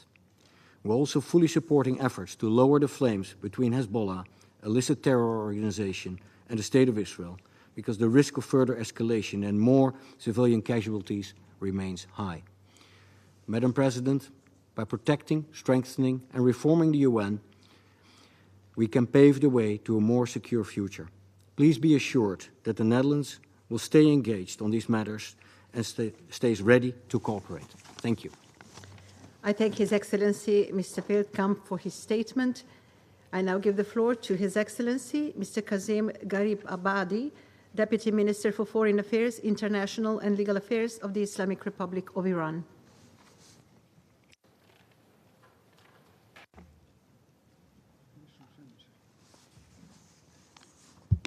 Bismillah ar-Rahman ar-Rahim. Madam President, thank you for organizing this timely initiative and a topic of such significance, leadership for peace. Madam President, distinguished members of the Council, our world stands at critical juncture. We are facing the most conflicts since the Cold War, marked by a staggering increase in civilian casualties, especially among women, children, and humanitarian workers, and an unprecedented crisis of forced disappearance. The United Nations, the most prominent symbol of the multilateral system, which was established to prevent and manage conflicts, is under immense strain, and the bedrock of international relations, international law, and the principles enshrined in the United Nations Charter are being flouted with alarming consistency. Impunity for egregious violations of international law, in particular international humanitarian law, threatens to become the norm, and this permissiveness risks undermining not just future peace efforts, but the very foundations of multilateralism. We see examples of conflict across the world today, from Gaza to Sudan to Lebanon. Each of these situations, while different, present an opportunity for the Security Council to demonstrate renewed leadership. In each, we must ask, how can we do better? How can we restore the Council's credibility and relevance in the eyes of the international community? Madam President, the United Nations Security Council is primarily responsible for maintaining international peace and security. But too often, this very body has become paralyzed by political divisions preventing decisive action. The Security Council, regrettably, has become a tool in the hands of certain permanent members who prioritize their political and strategic interests over global peace. They manipulate the Council to pressure independent, sovereign nations while paralyzing it from acting decisively against the aggression and violations committed by their allies. The United States' repeated use of its veto power to shield Israel from accountability for its ongoing genocide and ethnic cleansing of Palestinians in the Gaza Strip and now Lebanon is a glaring example of this abuse. The situation in Gaza is our collective failure to uphold international peace and security. We are witnessing an unprecedented humanitarian catastrophe. Gaza has, as a senior United Nations official aptly described, become the hell of the earth. The reports are horrifying. Over 42,000 innocent Palestinian civilians, including women and children, were slaughtered by the occupying regime, with more than 93,000 wounded. In Lebanon, the deliberate targeting of civilians in densely populated areas using advanced technology for terror purposes is a blatant violation of international law, humanitarian principles, and multiple United Nations resolutions. This savage assault is not just an attack on the Lebanese people, it is an attack on humanity itself. Israel has crossed every red line. For this terrorist regime, international humanitarian law and the principle of human dignity mean nothing. Israel's leadership has no intention of pursuing peace. Its true objective is to drag the entire region into full-scale war. The Security Council's silence is deafening. It sends a dangerous message to the innocent victims of this war and the international community. The Security Council must fulfill its responsibilities under the Charter. Immediate action must be taken to halt Israel's war machine and prevent further regional escalation. The Council must act to protect civilians in Palestine and Lebanon and enforce Israel's compliance with international law and its binding resolutions. Madam President, distinguished members of the Council, leadership for peace requires unity, integrity, and unwavering adherence to the United Nations Charter and international law. We cannot pick and choose which laws to uphold and when. We must demonstrate leadership by acting consistently, impartially, and with integrity. If we are to restore peace, we must first restore trust. This begins with a deep respect for international law and the United Nations Charter. Only through consistent, impartial action can we steer the world toward a more secure and peaceful future. Thank you for your attention. I thank His Excellency Mr. Abadi for his statement. I now give the floor to His Excellency Michael Martin, Tanesta and Minister for Foreign Affairs and Defence of Ireland. Thank you, President, for convening us today. We meet at a dangerous moment, and I'm deeply concerned about spiralling violence in the Middle East. The scale of death, destruction, and unimaginable human suffering in Gaza is truly horrific and completely unacceptable. Israel's response to the horrific Hamas attack has been completely disproportionate. The violence must stop now. We urgently need a ceasefire and hostage release deal, followed by a massive surge of humanitarian aid into Gaza. This must and should be the priority. Instead, we are seeing the extension of conflict in the West Bank and now into Lebanon. This reckless escalation is deeply alarming. I'm appalled at surging settler violence in the West Bank and the ongoing efforts to undermine the Palestinian Authority. This must stop. I condemn Hezbollah for its attacks on Israel and its malign role in Lebanon and the region. But massive and indiscriminate airstrikes on densely populated areas in Lebanon are resulting in a shocking loss of life and a killing of innocent men, women and children. In my view, this violates international humanitarian law. These attacks are on a sovereign state and a United Nations member. Israel has an obligation to abide by international humanitarian law. I call on it to do so. And I call on all parties to exercise restraint. Over many years, UNIFIL has played an invaluable role in Lebanon. There are contingents from many countries here today, including 350 Irish troops. I pay tribute to all UN peacekeepers facing such a dangerous situation. A regional war would be disastrous, including for Israel. We must step back from the brink before it is too late. The only viable path to a lasting peace and security for Israelis and Palestinians is a two-state solution. While I am under no illusions as to the challenges ahead, last week's adoption by the General Assembly of a resolution on the advisory opinion of the International Court of Justice is a step in the right direction. President, Russia's illegal war in Ukraine is a threat to European and global security. A permanent member of this Council is seeking to change borders by force. It is weaponizing food, energy, and migration. It is defying the UN Charter, undermining the multilateral system, and this very Council itself. There cannot be impunity for such wholesale breaches of international law. Ireland stands in full solidarity with Ukraine. We will work for a comprehensive, just, and lasting peace based on the principles of the UN Charter, including respect for the sovereignty and territorial integrity of states and Ukraine's peace formula. President, the situation in Sudan is appalling. 12 million people forced from their homes. Widespread reports of horrendous abuses against civilians, particularly women and girls. The scourge of hunger and famine.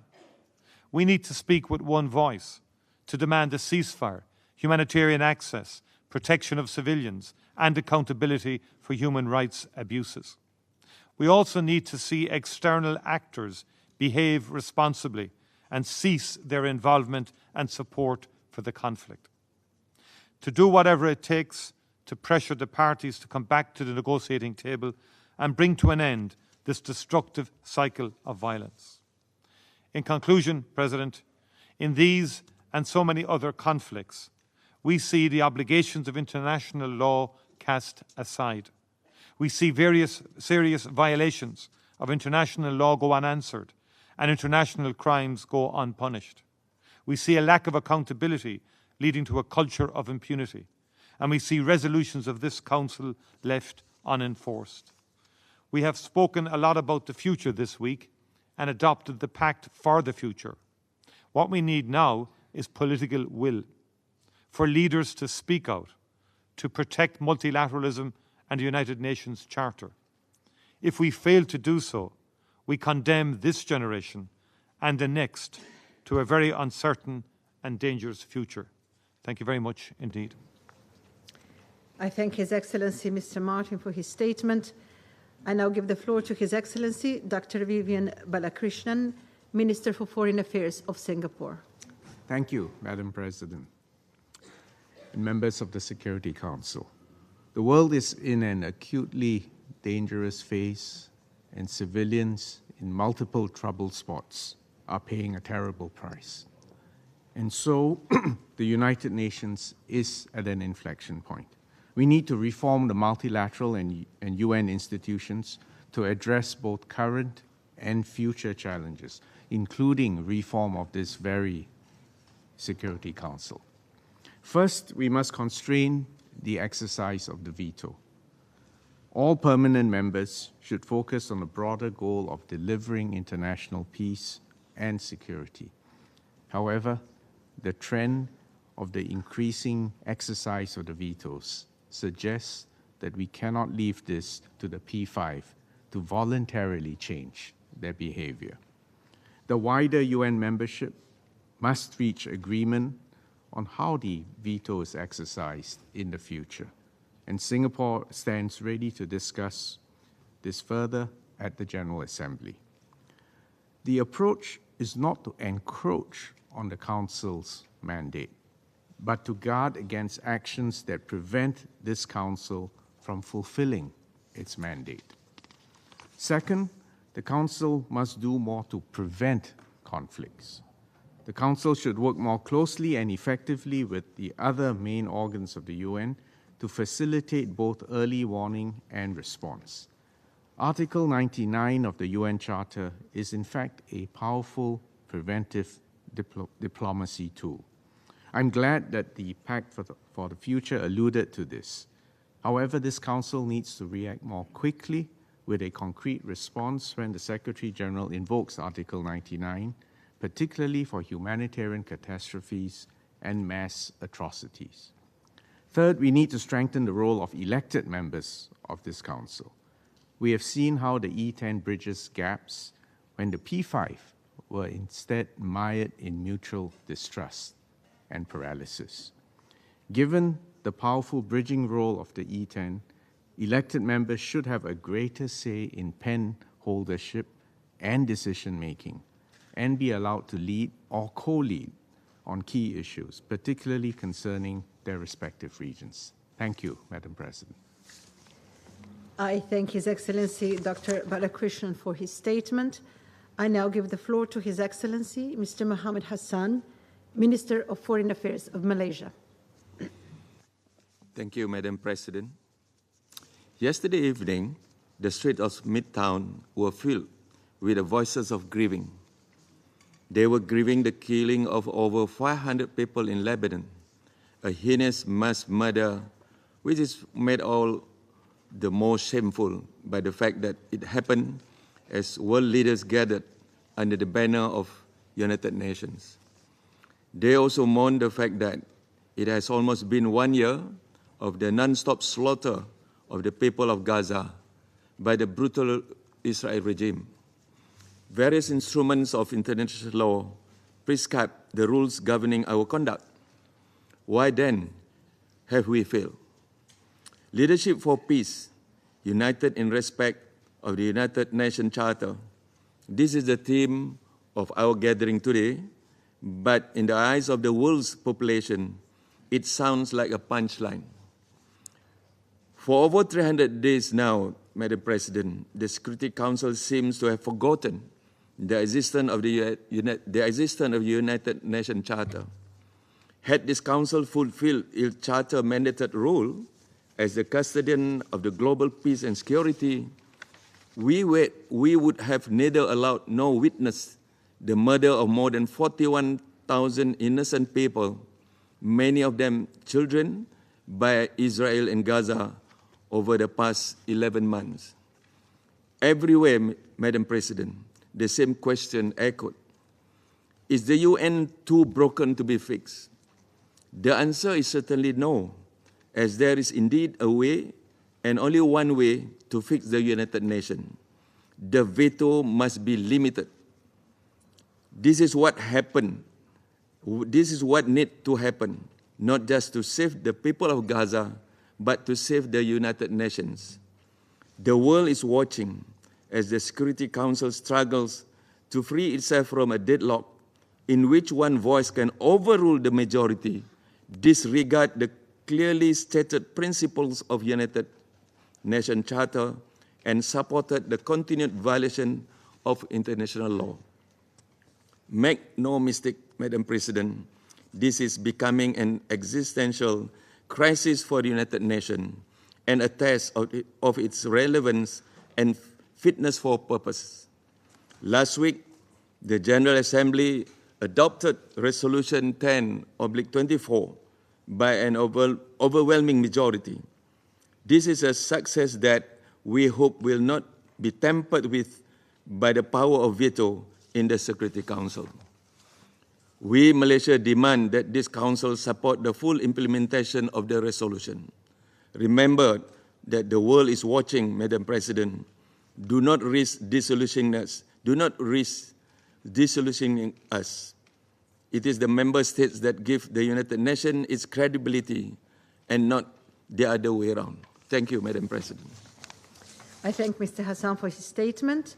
I now give the floor to His Excellency Mr. Mauro Luís Sequeira Vieira, Minister of Foreign Affairs of Brazil. Madam President, Brazil commends Slovenia for organizing this high-level open debate and thanks the Secretary General and the briefers for their insights. The world looks at the UN Security Council for leadership, yet what they see is a body struggling to uphold its own mandate, hamstrung by geopolitical divides and double standards. As we speak, Lebanon stands on the edge of a conflict, potentially dragging the region along. The people of Lebanon are suffering not only from political instability and economic collapse, but from the paralysis of this council. The illegal and indiscriminate attacks on the Lebanese people and their sovereignty, along with the subsequent exchange of violence, have resulted in casualties of over 100,000 displaced in southern Lebanon. The consequences for Israel are also severe, with at least 60,000 people forced to flee their homes in the north. The Security Council's lack of decisive action to prevent another humanitarian catastrophe raises concerns about its effectiveness and underscores its poor records in exerting leadership on peace and security. The plight of Palestine is a case in point. We have been witnessing the routine breaches of international humanitarian law in Gaza, where countless reports show that civilian areas are being indiscriminately and disproportionately struck in military operations. Critical infrastructure has been destroyed, worsening the suffering of innocent civilians and spreading famine and disease. Moreover, humanitarian personnel, doctors and health workers protected under the Geneva Conventions have been killed. Journalists have been shot or detained, and news outlets have been shut down. Yet, time after time, resolutions are blocked and the veto is wielded like a weapon of impunity. This is not leadership. This is abdication of responsibility. Ladies and gentlemen, we cannot have double standards for peace. Every civilian affected by conflict deserves the same level of protection and advocacy. The lives of all individuals in conflict zones are equally valuable, and our actions should reflect this fundamental truth by ensuring that the rights and safety of all civilians are protected with the same vigor and resolve. The value of every life, Ukrainian, Yemeni, Lebanese, Palestinian, or Sudanese, must be upheld as universally inviolable. The principles of international justice and human dignity must transcend geopolitical boundaries. Ladies and gentlemen, we need to rethink the entire UN system. Among other improvements, we need a council that serves all humanity, not the interests of a few.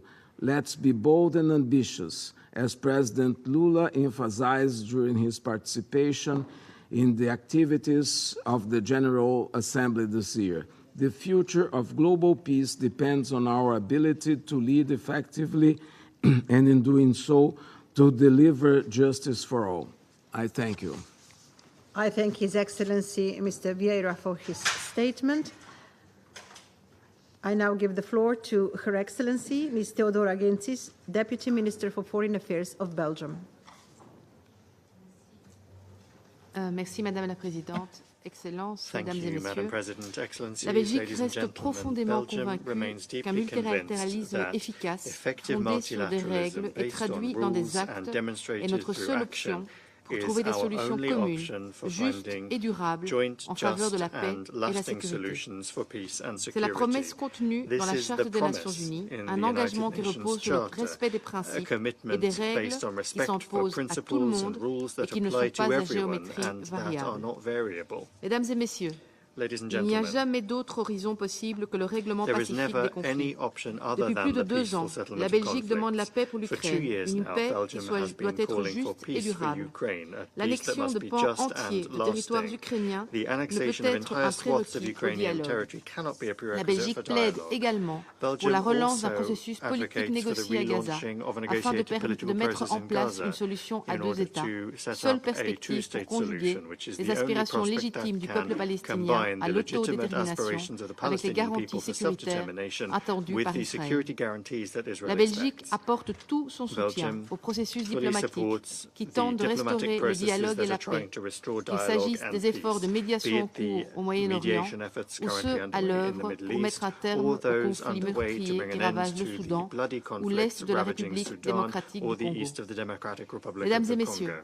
je Ladies and parlais des gentlemen, principes et des règles qui I s'imposent à mentioned nous. earlier Les règles principles du and droit rules that apply to international everyone. humanitaire sont The rules simples, of international universelles. humanitarian law are Elles simple s'imposent and dans leur universal. totalité à They toutes les apply parties et in dans tous les full conflits to all pour parties protéger la in dignité all des civils conflicts to et protect the réduire les dignity of souffrances qui leur civilians sont and infligées. reduce the suffering inflicted upon Les them. attaques indiscriminées qui Indiscriminate blessent attacks ou tuent les that civils, injure y or compris kill les travailleurs civilians, humanitaires including et le personnel humanitarian workers médical, and medical détruisent les personnel, hôpitaux, les destroy écoles hospitals, et les schools, infrastructures and indispensables au infrastructure maintien d'une needed for vie the digne maintenance of a sont dignified life are inacceptables. unacceptable, Elles sont and they are inacceptables unacceptable partout. everywhere. Il doit y avoir un prix à There payer must be a pour les price violences to be infligées paid aux for populations, violence dont les inflicted conséquences se upon font sentir sur populations, des the générations. consequences of which are Il felt faut over donner aux survivants les moyens de garder We must espoir give dans la force du survivors droit a way afin de to rompre preserve avec le cycle de la hope violence in et the parvenir strength of à the une law paix in order durable. to break the cycle C'est of ce que violence and signifie achieve la a lutte lasting contre peace. l'impunité. That is what the Mesdames fight et against messieurs, impunity really en means. toutes circonstances, Ladies and ces gentlemen, principes et in ces all règles doivent circumstances, these rester notre principles boussole and rules must afin de remain our préserver la compass confiance in que nous order to plaçons preserve the les uns confidence dans les that autres. we place in one Une another. confiance qui rend possible This la confidence coopération makes internationale. international cooperation Ce possible. Conseil se doit This d'en être le council garant. must be the Il guarantor doit faire of usage de that. It l'entièreté de must sa boîte à use outils all pour of the assurer la tools mise at en its œuvre de ces disposal résolutions. to ensure La the Belgique implementation lui of its accorde son plein resolutions. soutien pour ce faire, Belgium fully ainsi qu'à toute supports it in action doing this, concrète as well as des membres any élus, concrete action dont by the je elected salue ici members, and l'engagement here I allant dans commend ce their sens. engagement. Je vous That remercie. goes in this direction. Thank you. I thank Her Excellency Ms. Gintis for her statement. There are still a number of speakers remaining on my list for this meeting, and I intend, with the concurrence of the members of the Council, to suspend the meeting until tomorrow, 6 p.m. The meeting is suspended.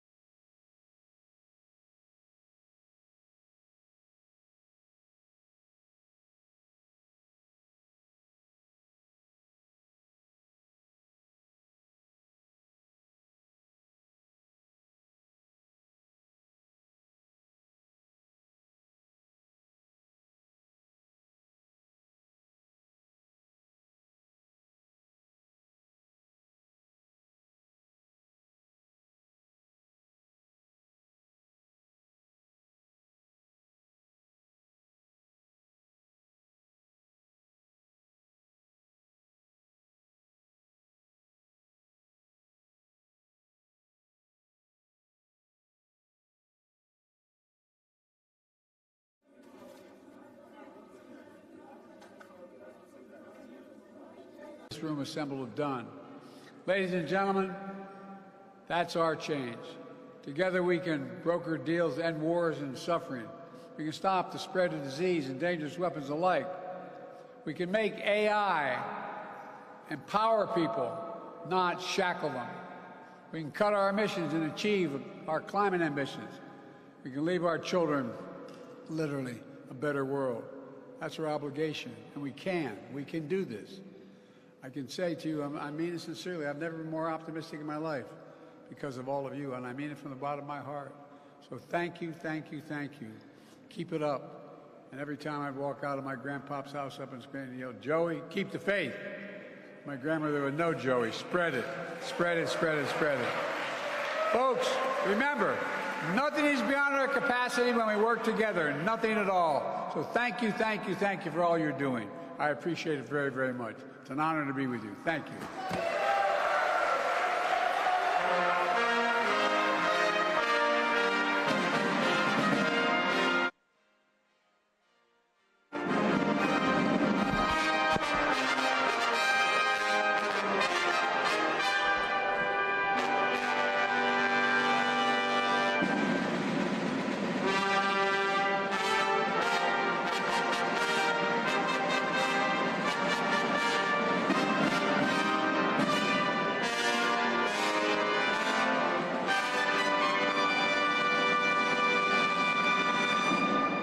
We now invite heads of the delegation and their spouses to join the President and First Lady.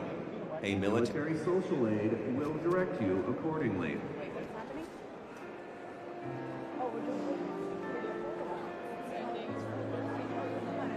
You want to go down?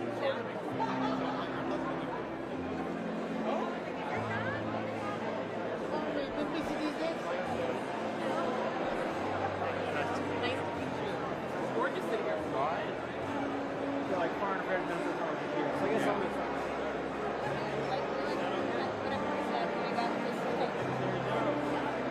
I didn't know where you guys were. I was so surprised. Yeah, no, we were just sitting there. No, we didn't know. We started eating, and they're like, "Oh, don't eat. We need to go." We're like, "What?" They told us to sit down. No, that's not. I mean, thanks for bringing the wine. Yeah. Hey, that amount. Yeah, I'm not trying to steal the bottle. I was gonna say a glass. You can do that. Yeah.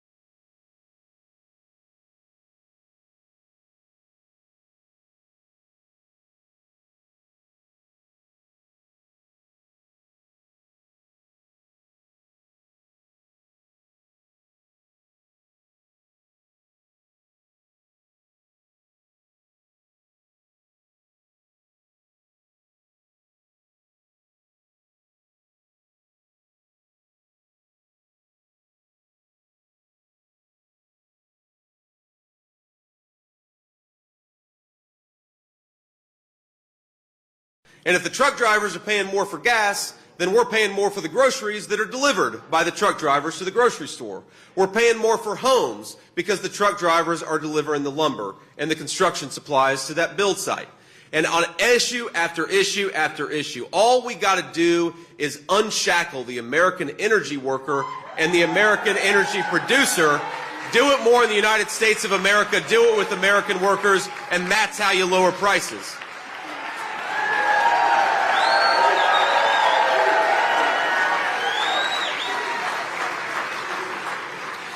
Now here's another thing that Donald Trump, he doesn't get a lot of credit from the American media and certainly not from the Democrats, but you know, Donald Trump is actually a great president for environmental protection and conservation. Doesn't get nearly enough credit. And of course, we believe in protecting our environment. We believe in clean air and clean water because in the state of Michigan, especially this far north, we've got some of the most beautiful natural resources anywhere in the world. We're proud of it and we want to conserve it.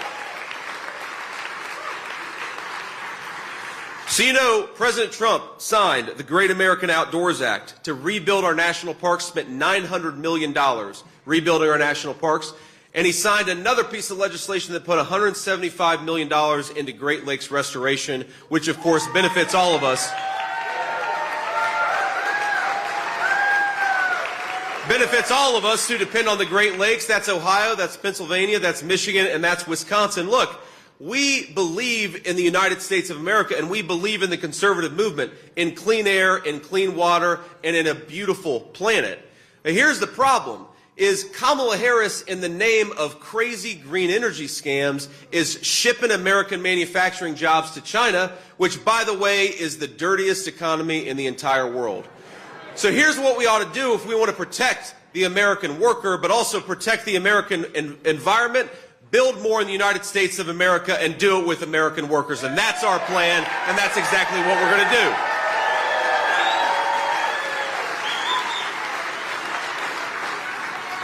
And I don't think we can say it enough, my friends, that Kamala Harris, just one final point here, is Kamala Harris's policies lead to higher taxes for the middle class. She's explicitly promising to raise taxes on middle-class Americans, even while she's using that money to reward companies that are shipping jobs overseas. And I think she's got it exactly opposite. So here's the Donald Trump tax plan. We're going to cut taxes on American workers, and we're going to penalize companies that are shipping jobs overseas, not write them a big fat check.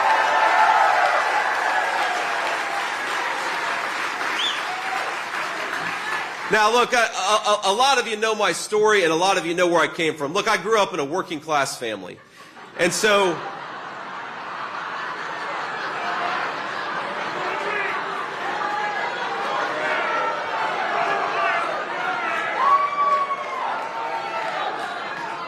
but look, when Kamala Harris talks about her middle-class background, when the Democrats talk about how they stand for working people, they're not telling the truth. They're lying to you.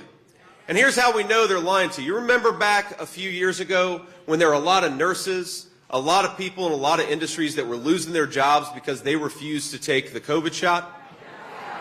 Now, I believe if you want to take the COVID shot, take the shot. If you don't want to take the COVID shot, don't take the COVID shot. But listen,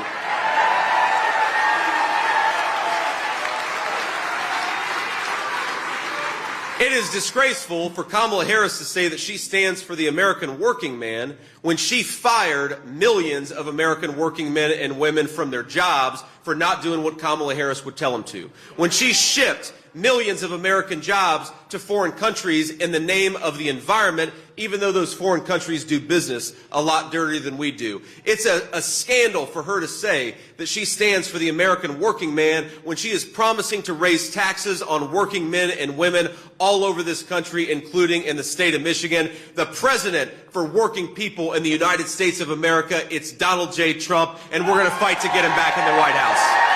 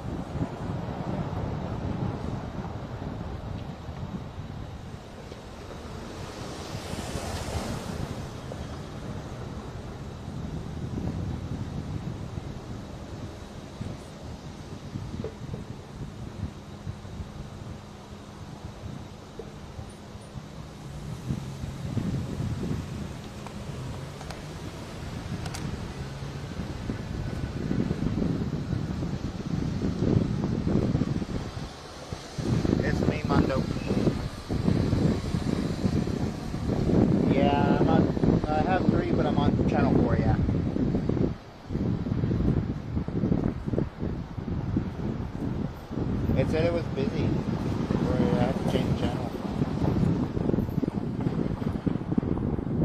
Oh, okay. Alright, sounds good. Let me go and change that.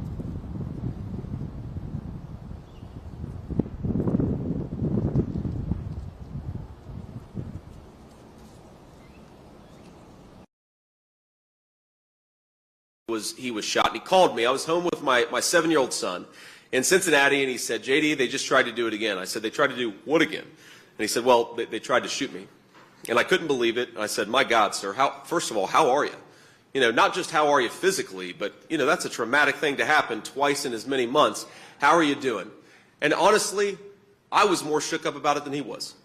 And it revealed something to me about Donald Trump's character that I want to talk about, because we can disagree on substantive issues. I think in this room we largely agree. But the most important thing is not that we agree on 100% of the issues. It's that we have a person of character and courage under fire in the Oval Office.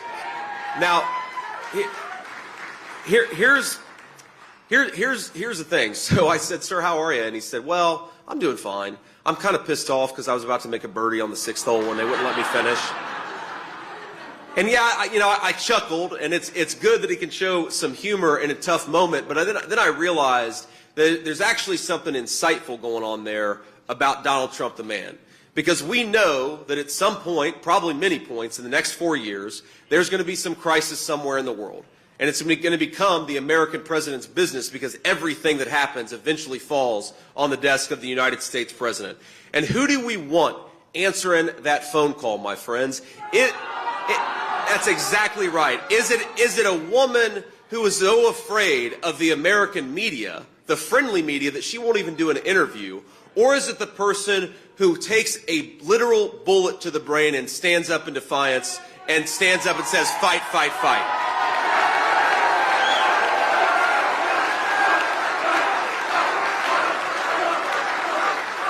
And I should say, of course, almost took a bullet to the brain, took a bullet to the head, and stood up and said, fight, fight, fight. I really do think when you watch that video and his head turns so quickly, that is the grace of God. It really is an amazing thing. But look, it's not just an amazing thing, it's the response to it. Because when you show that level of calmness and coolness under pressure, what you show is that you can handle the adversity and the stress and the trauma of being in a tough situation and fighting for the American people despite it. And here's the problem with Kamala Harris. It's not just that she's wrong on the issues, my friends. It's that she doesn't have a plan. She can't even talk about her plan. And she's so terrified of the American people that she runs from the media instead of answering their questions. That is not a person we want anywhere near the Oval Office. We want Donald J. Trump, and that's exactly what we're going to fight to make happen.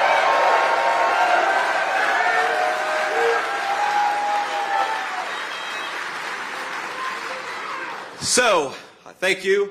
And I want to just say that this is ultimately what this election is about, is what kind of person do you want in the Oval Office when times are tough?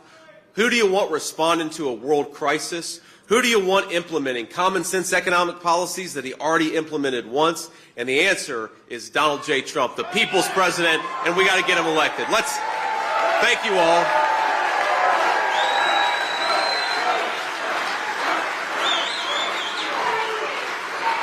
And thank you.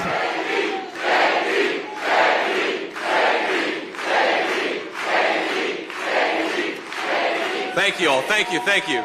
Now, we'll take a few questions from the media, and then we'll have to hit the road. But I can't, unfortunately, the lights are a little bright, so I can't see you. But if you got a microphone, just shout out a question. Hey, Senator. You came here to talk about the auto industry in Michigan. What do you see as Michigan's role in the future of the industry, whether that is predominantly gas or electric? Well, look, I think Michigan's role in the industry is going to be the leader of the American auto industry, because it always has been, but only if we get leadership that's going to fight for Michigan auto workers instead of a person who fights to ship their jobs to China. And I think that's the most important thing. Look, we're going to have EVs, and this is the thing. Donald Trump and I are not anti-electric vehicle. We're anti-telling Americans what car they have to drive. That's what we are.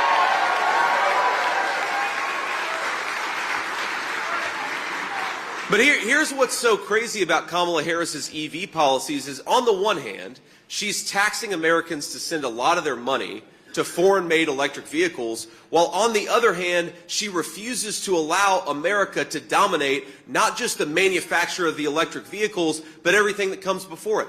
The mining of the minerals, the manufacture of the batteries. They have made making things in the United States practically illegal, and so when they subsidize electric vehicles, they are necessarily subsidizing electric vehicles that are primarily made in China. So here's what Donald Trump and I believe. Number one, let's unshackle the industry and stop these crazy regulations that make it impossible to build things and make things in the United States of America. And number two, let's invest in Michigan and American auto workers and the products they're building. And you do that, and I really believe you're going to unleash a renaissance in manufacturing in this country, and it's going to start right here in the great state of Michigan, because you all know how to make things with your hands. We're proud of that, but we want to keep it going and build upon it. So I think Michigan's role is going to be leading this industry, but only if we stop the stupid policies of Kamala Harris and get Donald Trump back in the White House.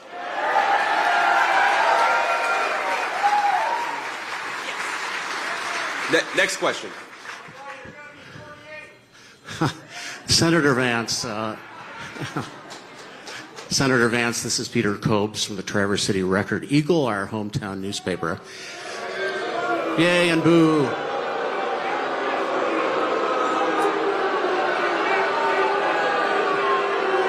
That's all right.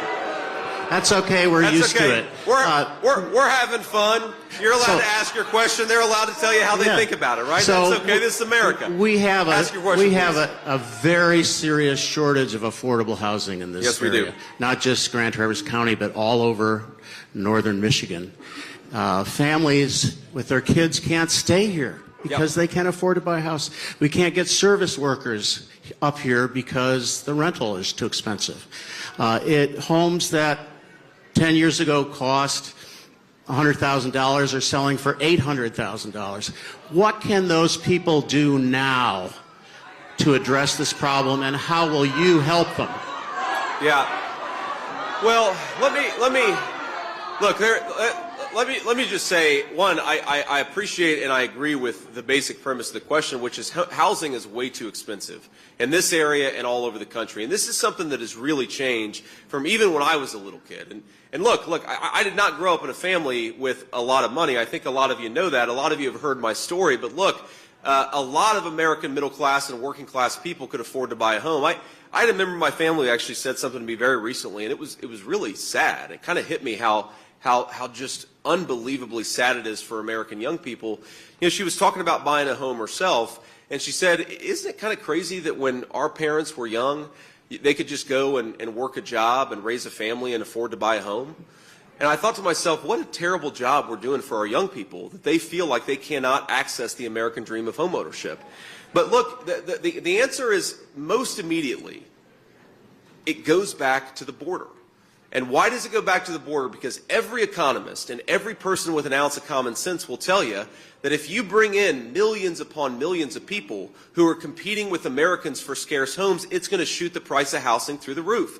So the first thing that you've got to do to make it more affordable to buy a home in this country is to get people who shouldn't be here out of the country in the first place. And that'll create a lot of space. Now look, to be clear, that is not the whole solution to the problem, because you've also got to build a lot of houses. And we unfortunately have made it so hard on construction workers and construction businesses to build housing in the United States of America. When we talk about regulations, I think a lot of people say, well, what do you really mean about regulations? Well, here, the two things that I'm really focused on when I criticize the regulatory regime of Kamala Harris, it's number one, they're shutting down pipelines, they're shutting down oil fields, they're shutting down natural gas rigs, they're shutting down the American energy sector. That's a disaster. You got to stop the regulations there. And by the way, that will also lower the cost of housing, because one of the reasons housing's so expensive is because the energy to build the homes has gotten so expensive thanks to Kamala Harris. But the second thing you got to do is stop making it so hard to build things. Look, think about this country. Think about the history of the United States of America. You think about, what is it that really sets us apart? We are frontiersmen. We tamed the wilderness over hundreds of years and built incredible skyscrapers and great, beautiful buildings. We are a country of builders and of makers, and Kamala Harris is trying to throw you in jail if you build without her permission. It's a joke. And we've just got to get back to making it easier for people to build things in this country that'll drive down the cost of housing and make American homeownership affordable again for Michigan.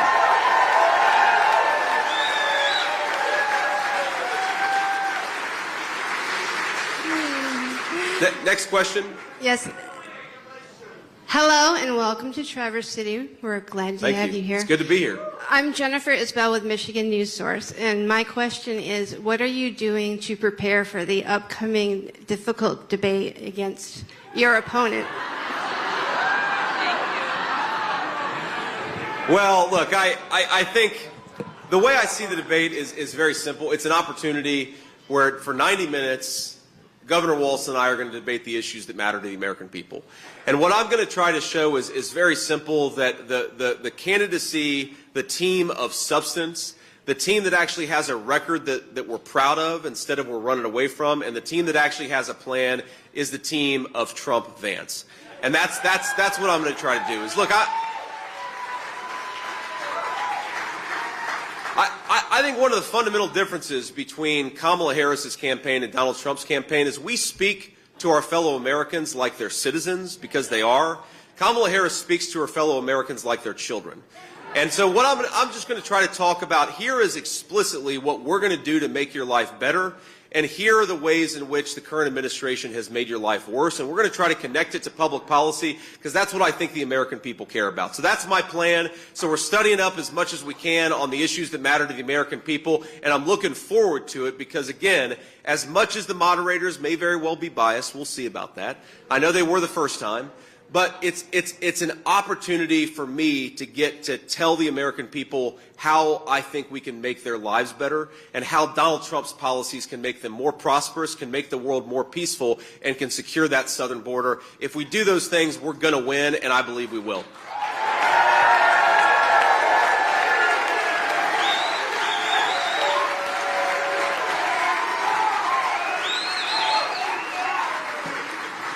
Next question. We'll just do a couple more here. Okay. Welcome back to Michigan, Senator. I have a question about foreign policy. You recently detailed a plan that would end the Ukrainian war in a podcast that Ukrainian President Volodymyr Zelensky called too radical. I want to give you the floor to respond to that. How do you respond to what Zelensky said, and can you detail how a Trump-Vance administration would end the war in Ukraine? Well, look, the details for how Donald Trump is going to end the war in Ukraine is by not being weak and not being dumb, which is unfortunately something you can't say for the current administration. It's very simple.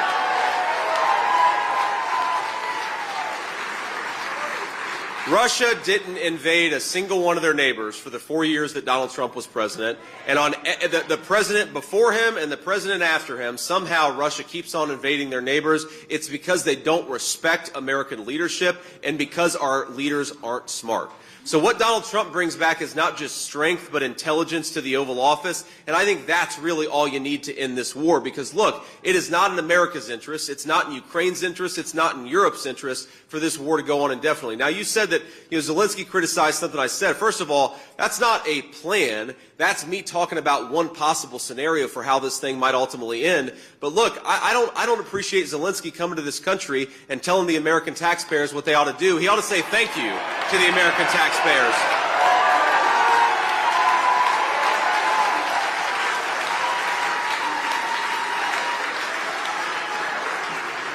But look, this is very important. I think the American people are looking, and remember when Joe Biden and Kamala Harris ran, what they promised was a return to normalcy. And think about this. Think about, we've got a conflict right now, a war that would have never happened in the Middle East that threatens to become a regional war.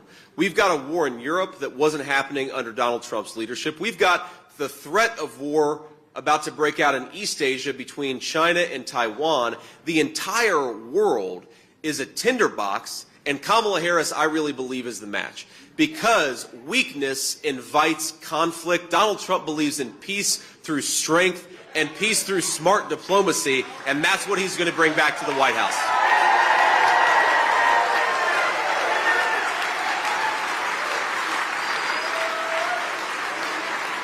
Let's do one more question because I'm having some fun, and then I'll leave you with some final words, and then we'll have to get out of here. Thank you for doing this, Senator. He's back there. Thank you for doing this, Senator. My question for you is, Trump says it's too late to debate because voting has already started and it's bad for America. You're set to debate walls on Tuesday. Does that mean your debate is bad for America? Well, look.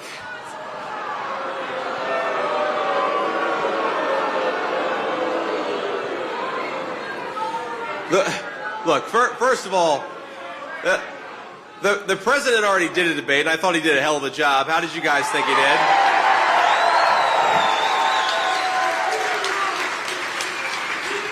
It's so funny. All these pundits after the debate, you turn on the TV, which again I don't recommend watching CNN, but if you do, they turn on the TV and they say, well, clearly she got some good shots in, blah blah blah blah blah, and then you listen to the undecided voters who watch the debate. And it's like the majority of them are voting for Donald Trump afterwards. Well, if the majority of undecided voters are voting for one guy, I'd say that guy won the debate. And here's the thing. This is why Kamala Harris is desperate to do this again, because she knows that she's losing. And when you're running a losing campaign, you throw everything against the wall, and that's exactly what Kamala Harris is doing. Now, we have to remember that months ago, Donald Trump offered multiple debates, and the Democrats said no. The Democrats said, no, we don't want to do all these debates. And now that they're losing, they want to change the deal. Well, too bad. You should have made that decision 3 months ago, not now that you're running a losing campaign.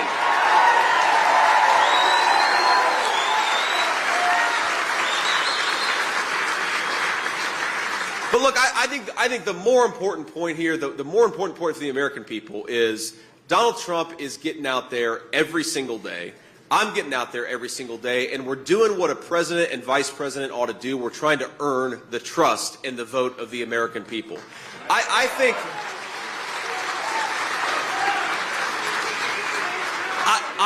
think the American media ought to be much more interested in why Kamala Harris is running from every single interview when Donald Trump is getting out there and he's talking to the American people every single opportunity that he gets.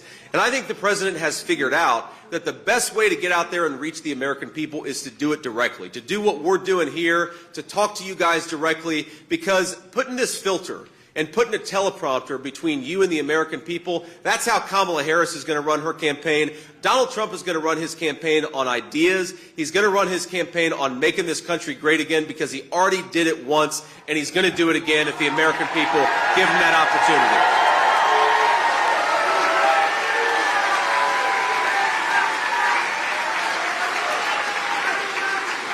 So I want to leave you with just a couple of thoughts here because, look, it's so much fun to be here. and I've loved spending some time with you, but we've also got some work to do.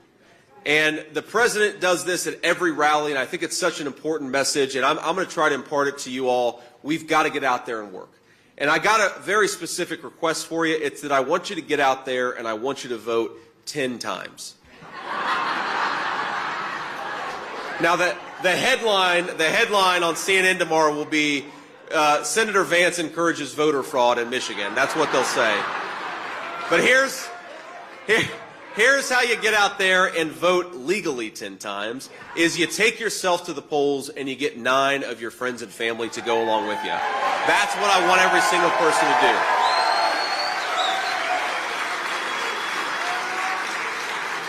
Now, one thing, let me just give you a little bit of the nitty-gritty on politics, is when we think about how we're going to win this race, it really is simple. We just need to get our people who already plan to vote for us, we need to make sure they actually get out there and vote. But here's the thing. Things sometimes come up if you wait until Election Day. And look, I'm a firm believer that we ought to have Election Day instead of election season, but it is what it is, my friends. We've got election season. It is here, at least for now, and so we've got to play by the rules and we've got to play to win. So here, you talk to 100 Democrats, and you talk to 100 Republicans. Let's say you talk to, because we're getting a lot of Democrats too. Say you talk to 100 people who plan to vote for Trump and 100 people who plan to vote for the other guy. 98 or 99 of the other guy's people will show up, whereas for us, sometimes it'll be 95, 96. Now, in a close election, that is the difference between Donald Trump being the president or Kamala Harris being the president. And so we got to figure out how to get every single person that plans to vote for our side to get out there and vote. Now, we all know what happens if you wait till Election Day. Some people, I've heard stories of, well, I planned to vote on Election Day, but then the school nurse called, my kid threw up at school, and I had to go pick him up and take him to the doctor. Or something came up with my mom and I had to go help her. Or maybe I planned to go to the polls right around 6:30, but I had to stay to work until 8 o'clock and didn't get a chance to make it there before things closed. The way that we're going to win this election is to bank every single vote. So don't just get out there and vote. Get out there and vote as soon as you possibly can. And there's a website. I want to read off it just because I want to screw this website up. swampthevote.com. You can check your registration. You can check where your polling location is. And you can get involved in our grassroots effort to elect Donald Trump the next president of the United States.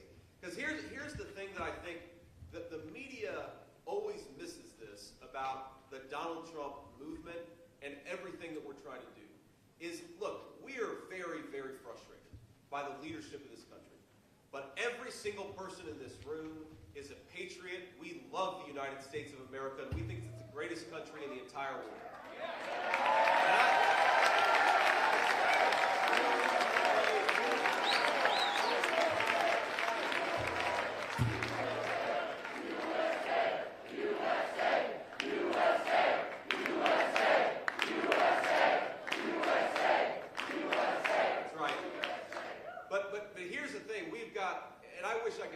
Every single one of you, and give you the perspective that I've gotten running for vice president the last 7 weeks. It's other than marrying this beautiful woman here and being a father to our 3 kids, the greatest honor of my life has been to run to be your next vice president of the United States. It's an unbelievable.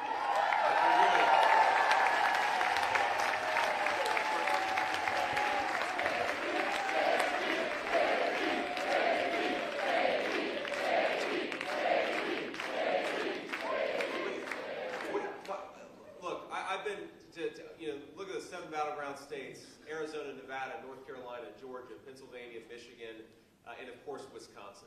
And I've been to these 7 states so many times, and all I can think about when I go to a new place, or a place, I've never been to Traverse City, this area before, and you come and all you can think is, this is the most beautiful country in the history of the world. I really do believe it is. We have got the best natural resources anywhere in the world. I mean, oil and gas and minerals the Russians and Chinese would literally kill for, we've got right here in our own country. Speaking of natural resources, the best natural resource of all is our people. And I believe we have got the best people anywhere in the world.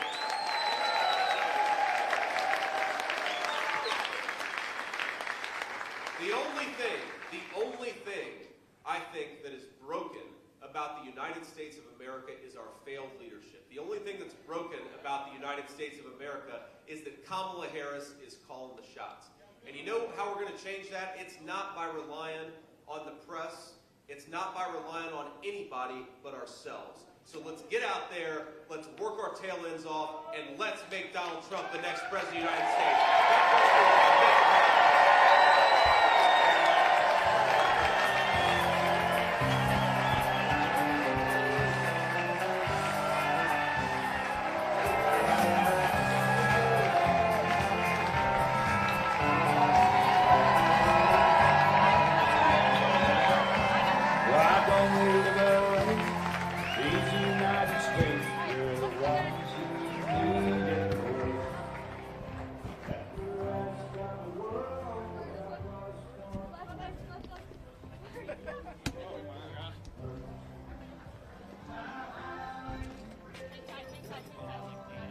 I'm good. Thank you, though.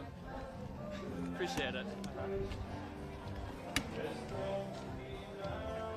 think that was J.D. Vance working it. Because it was. Oh, I mean, like right behind us. I'm like, yeah. I'm like, that's hilarious. Just by himself. Could you imagine? Like, oh, you guys. Sorry, Atlas. See you, buddy.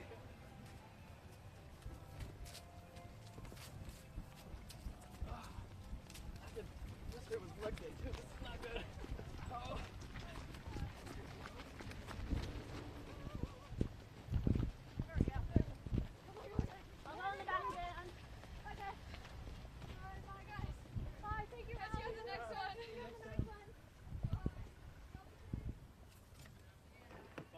One pull and it'll open.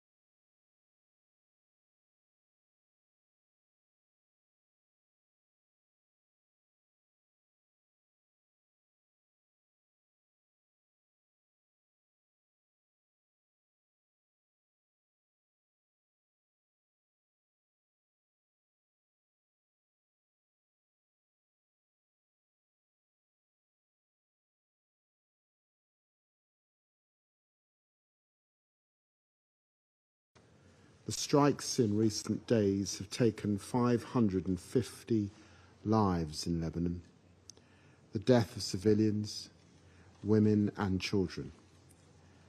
The UN workers killed.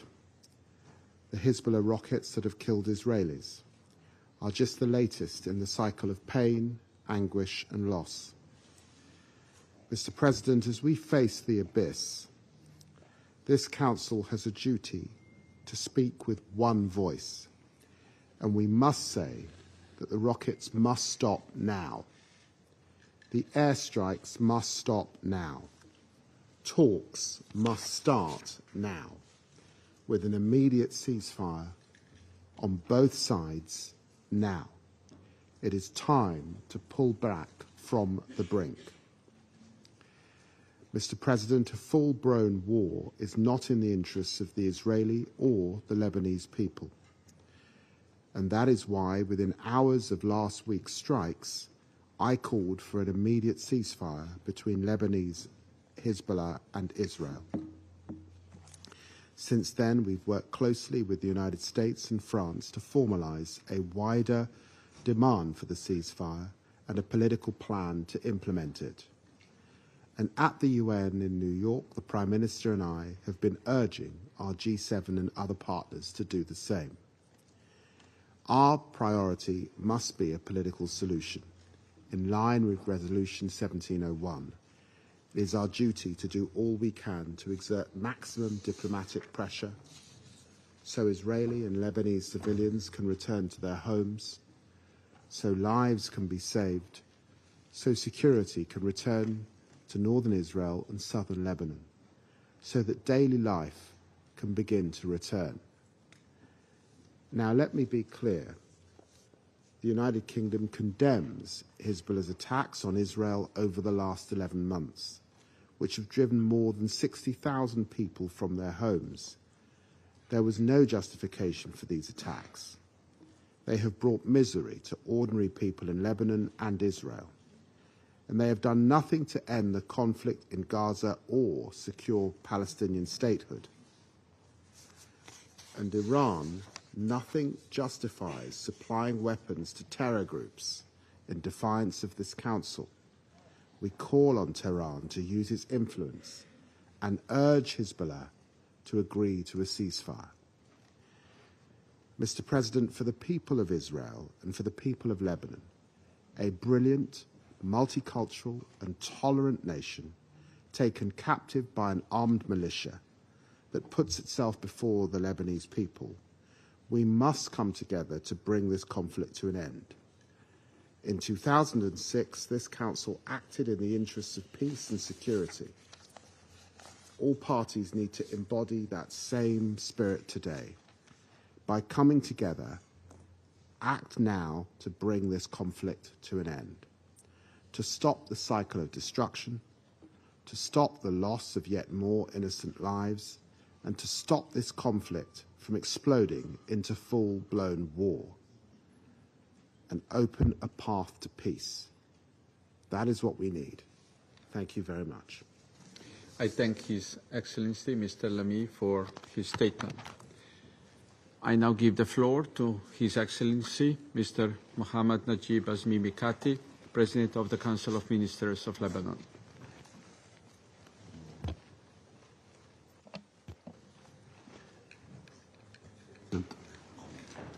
Mr. President, سيد الرئيس، أود في البداية أن أعبر عن امتناني العميق للجمهورية الفرنسية على دعوتها لعقد هذه الجلسة المهمة لمجلس الأمن في ظل الأوضاع الصعبة التي يمر بها لبنان. لقد كانت فرنسا دائما صديقة وفية للبنان وشعبه، وقد وقفت إلى جانبنا في أصعب الظروف، وخير دليل على ذلك الجهد المخلص الذي تقوم به فرنسا اليوم بالتعاون مع الولايات المتحدة الأمريكية من أجل إصدار بيان مشترك مدعوم دوليا من أجل وضع نهاية لهذه الحرب القذرة. كما أشكر ستوفانيا رئيسة مجلس الأمن بهذا الشهر على تلبيتها لهذه الدعوة، وأشكر سعادة الأمير العام على الإحاطة التي قدمها في بداية هذه الجلسة. والشكر للجزائر الشقيقة ممثلة المجموعة العربية في مجلس الأمن على دعمها المستمر لنا، وأشكر جميع أعضاء هذا المجلس الكريم على دعمهم المستمر لسيادة لبنان ووحدته واستقراره. كما أنتهز المناسبة لأشكر جميع أعضاء هذا المجلس أيضا على دعمهم لقرار تمديد ولاية يونيفيل بناء لطلب لبنان. سيد الرئيس، نحن اليوم في لبنان نواجه انتهاكا واضحا لسيادة الدولة اللبنانية وحقوق الإنسان عبر الممارسات الوحشية للعدو الإسرائيلي بحق دولتنا وشعبنا اللبناني من خلال استباحة سيادته عبر إطلاق طائراته ومسيراته في سمائه وقتل المدنيين فيه شبابا ونساء وأطفالا وتدمير المنازل وإرغام العائلات على النزوح في ظل ظروف إنسانية قاسية. هذا عدا عن بث الترهيب والرعب في نفوس المواطنين اللبنانيين، وذلك على مرأى من العالم كله دون أن يرفوا لهم جفن. وللأسف عدد الشهداء المدنيين الأبرياء والجرحى في ارتفاع مستمر، فالمئات من المدنيين قد فقدوا حياتهم في غضون أيام قليلة، والمستشفيات أصبحت غير قادرة على استقبال المزيد من الجرحى.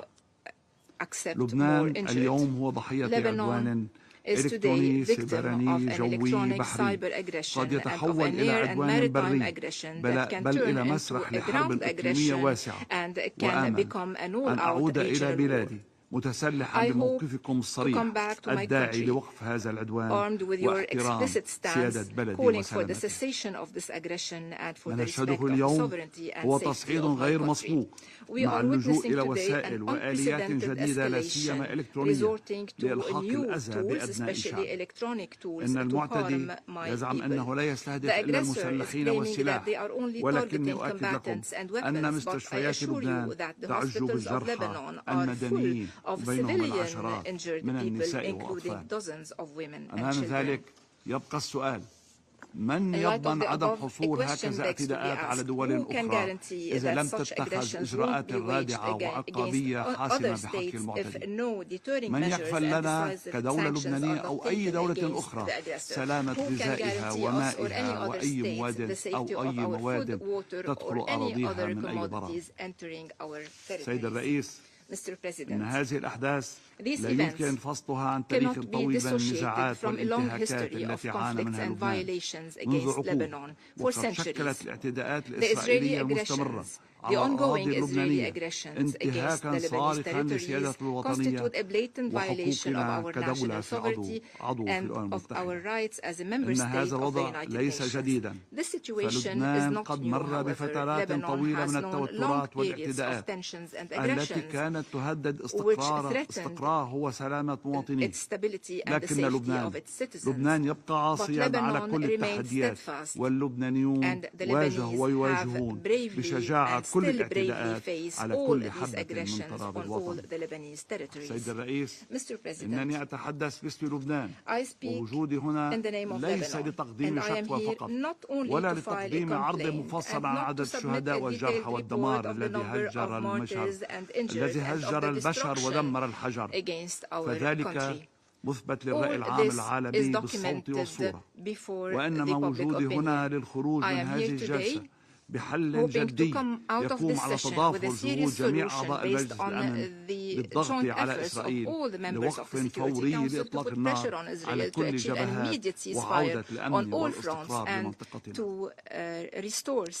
الشعب اللبناني يرفض الحرب ويؤمن بالاستقرار ويعمل من أجل المستقبل، ولبنان دولة مؤسسة للأمم المتحدة، وهو من المساهمين في وضع ميثاقها، كما شارك لبنان في صياغة الإعلان العالمي لحقوق الإنسان عبر الدكتور شارمال. إن هذا الإسهام يعكس التزام لبنان العميق بالقيم الإنسانية والعدالة الدولية.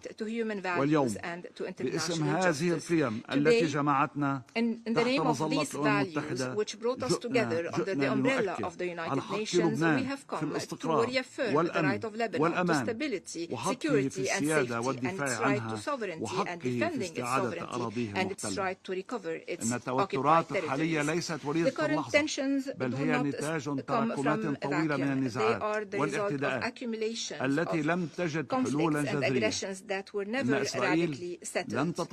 Israel never stopped violating the UN resolutions that were adopted throughout the years, particularly Resolution 1701. This resolution was supposed to be a framework to achieve a lasting stability in South Lebanon. للأسف ما زلنا نرى الانتهاكات الإسرائيلية لسيادتنا على مدار الساعة برا وبحرا وجوا. إن هذه الانتهاكات المتكررة تقوض كل جهود الاستقرار وتعرض المنطقة كلها لخطر الانفجار في أي لحظة. من هنا أؤكد لكم التزام الحكومة اللبنانية بقرار 1901 كاملا الصادر عام 2006 الصادر عام 2006 عن مجلسكم الكريم الذي بدوري أطالبه اليوم بالعمل الجاد والفوري بضمان انسحاب إسرائيل من جميع الأراضي اللبنانية المحتلة ووقف الانتهاكات التي تتكرر كل يوم. كما نؤكد على ضرورة وقف العدوان الإسرائيلي على غزة بشكل فوري لأن تداعيات ما يجري هناك تنعكس بشكل مباشر على الوضع في لبنان والمنطقة وهي لن تقف عند حدوده وإنما قد تشمل كل الشرق الأوسط إن لم يتم معالجتها بسرعة. إن عدم التوصل إلى حل من شأنه أن يجعل الأمور أكثر تعقيدا فاستمرار هذا العنف لن يؤدي إلا إلى المزيد من التصعيد وهو ما لا يخدم مصلحة أي طرف في هذه المعادلة المعقدة. سيد الرئيس إن الأمم المتحدة وجدت من أجل تعزيز الاستقرار لكن ما نشهده اليوم هو أن العالم ما زال عاجزا عن وقف المأساة الإنسانية المستمرة في منطقتنا. لذا وباسم الشعب اللبناني نضع مجلسكم الكريم أمام مسؤولياته الكاملة لاتخاذ موقف فوري وحاسم ينهي المعاناة المستمرة لشعبنا تمهيدا لتعبيد الطريق أمام الحلول الدبلوماسية. سيد الرئيس لبنان لا يطلب معروفا نحن نطالب بحقوقنا المشروعة بموجب القانون الدولي حقنا كلبنانيين في العيش بأمان حقنا حماية سيادتنا الوطنية وحقنا في مستقبل يبعد عن أطفالنا شبح الحروب وأهوال الصراعات. إني أتوجه إلى مجلسكم الكريم وإلى المجتمع الدولي برمته وأقول أنه حان الوقت لرفض العنف والحروب وتطبيق القرارات الدولية بحيث لا تبقى حبرا على ورق. الأدوات موجودة وما نحتاجه الآن هو الإرادة الصادقة والتعاون الفعال. دعونا اليوم أن لا نضيع هذه الفرصة. يجب أن نتحرك الآن لأننا لا نستطيع تحمل خسارة جيل آخر بسبب الحرب. I thank His Excellency Mr. Najib Razmi Mikati for his statement. I give the floor to the representative of Israel. Thank you, Mr. President.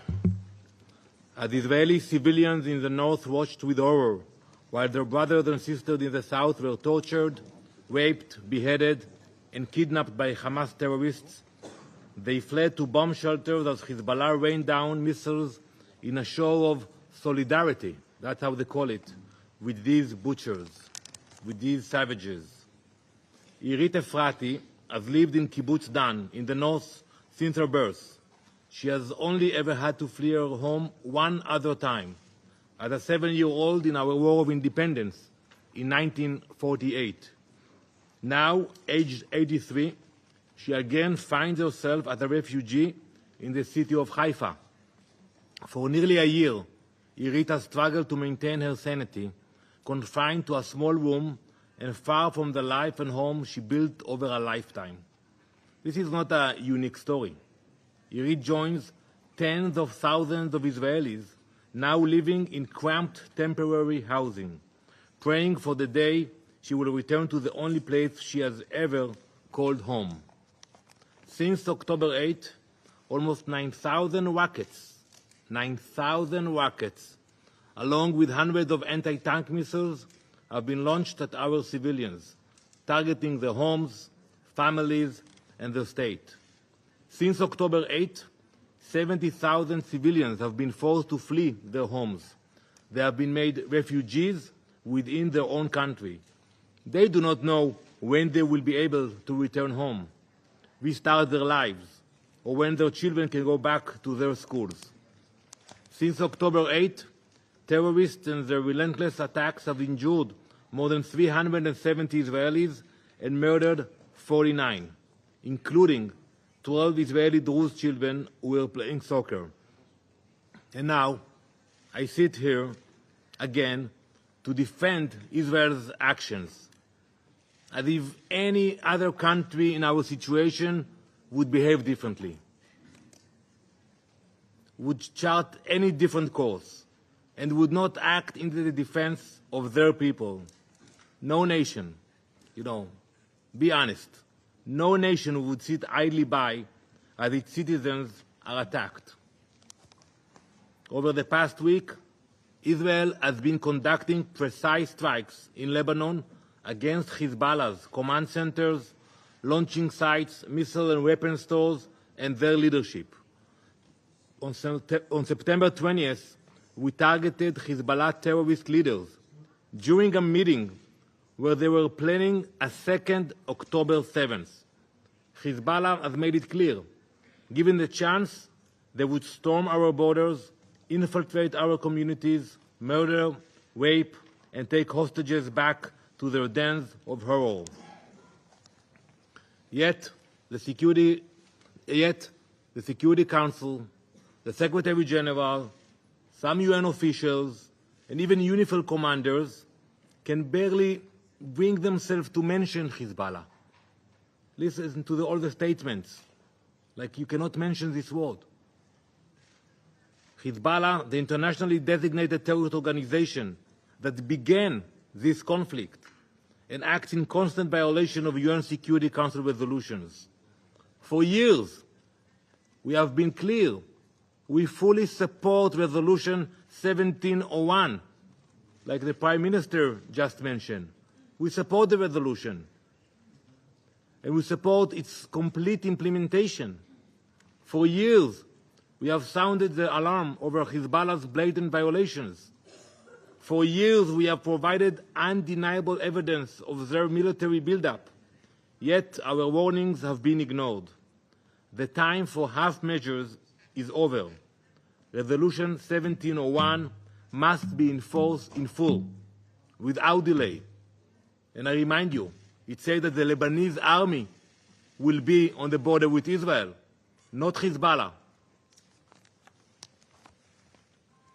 Perhaps some of you have forgotten how this started and why we must defend ourselves, but we have not.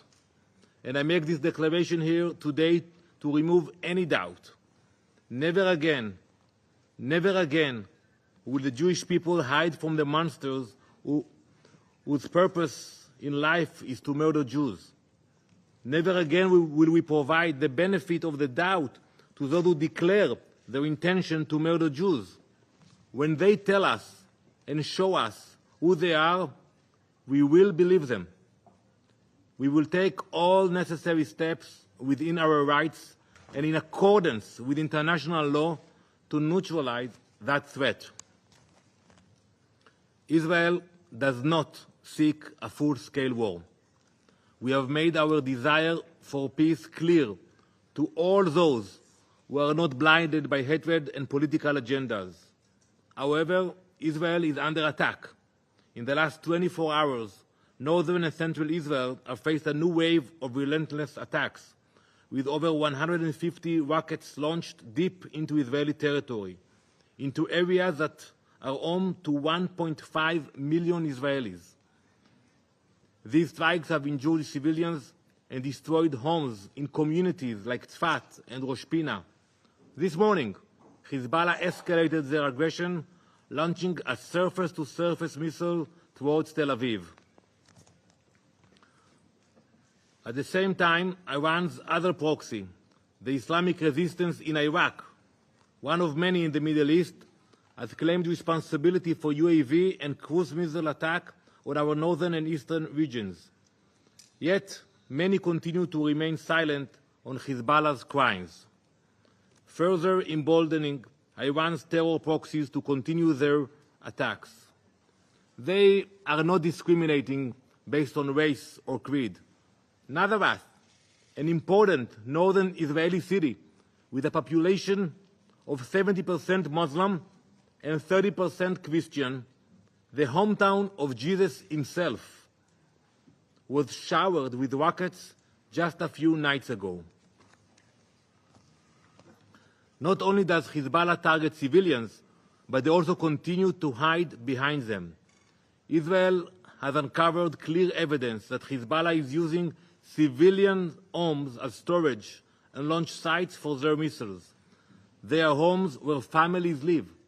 They use the basement, they use the rooftop to put the rockets, and they force people to stay in the houses. These are homes where children sleep.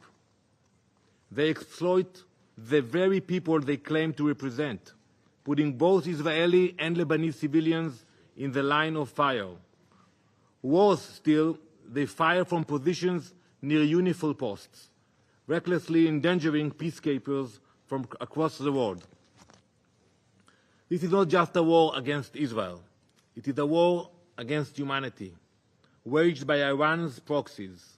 They hold the people of Lebanon hostage. We know that. Using their homes as shields for their rockets, pushing the entire region to the brink of destruction. We cannot accept these conditions. We will not let Iran's terrorist proxies dictate how Israelis can live their lives. We will not let our north become a war zone. Mr. President, every representative here knows which entity is behind it, orchestrating this situation. It is the regime that has placed a countdown clock in the center of their capital, counting the days until our destruction. I haven't been to Tehran, but if you go there, you will see that clock ticking. The Islamic regime of Iran is the driving force behind the rockets that have been launched at our communities for almost a year, the driving force behind Hezbollah's aggression, and the driving force behind the instability sweeping our region. At the head of the terrorist snake, Iran has spread its venom against innocent Israeli civilians, from the Houthis in Yemen attempting to strangle global trade, to Hezbollah's rocket barrage, from Hamas's practice of rape and kidnapping, to the Shia militias in Syria and Iraq targeting Western personnel. We all know the Ayatollah stands behind it all. Every missile fired by Hezbollah, every drone launched by Iranian proxies, every act of terror on foreign soil traces back to one source, the Islamic regime of Iran. It is the spider at the center of this web of violence, and we have to fight this web of violence. There can be no peace in the region until we dismantle this threat. Esteemed colleagues, there is a clear path of action for this Council if it truly wishes to avoid escalation. Demand the immediate implementation of Resolution 1701. Designate Hezbollah and the Islamic Revolutionary Guard Corps as a terrorist organization. And finally, stop casting blame on the side defending its citizens. Instead, find the courage to once and for all name and condemn the true aggressor responsible for igniting this cycle of violence. I thank you, Mr. President. I thank the representative of Israel for their statement. I now give the floor to His Excellency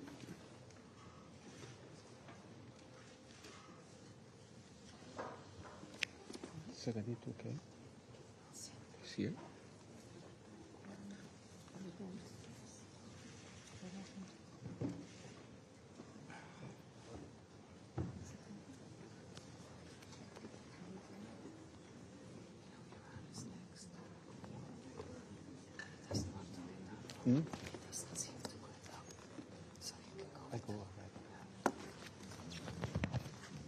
Apologies. I now give the floor to His Excellency Mr. Ahmed Al-Bugait, Secretary General of the League of Arab States. Thank you, Mr. President. السيد الرئيس Mr. President, صار واضحا it لدينا has become جميعا clear اليوم to us all today أن ما نخشى that منه what قد we feared the وقع. most has happened. لقد انتقلت شرارة النار The التي fire أشعلها الاحتلال started في by غزة the إلى occupation in لبنان Gaza a year ago has الذي spread تعرض to سكانه Lebanon, خلال يومين whose لضربات residents over the عشوائية past 2 days have غاشمة been the لم subject يروا of مثيلا unacceptable لها indiscriminate منذ strikes, the likes of عقدين. which they have not seen in 2 decades. الآن نفهم لماذا We now رفض الاحتلال understand why the الإسرائيلي Israeli occupation المقترح has تلو been المقترح rejecting one proposal after لوقف another إطلاق for النار في a غزة. ceasefire in Gaza. إسرائيل ببساطة Israel, لم simply تكن put, ترغب في did وقف not want الحرب the war to end. وإنما في Rather, توسيعها it wanted to expand the war, معرضة شعوب المنطقة subjecting the peoples كلها of the لوضع region as بالغ a whole الخطورة to a very dangerous situation ومقامرة and بحياة gambling الناس with the lives ومستقبل of people السلام and the future of الذي peace ترسخ مع بعض that الدول some العربية Arab لعقود countries have been calling for decades. وضاربة عرض الحائط بكل Israel محاولات has thus وقف هذا disregarded every الانزلاق attempt المتهور to stop نحو this الهوية.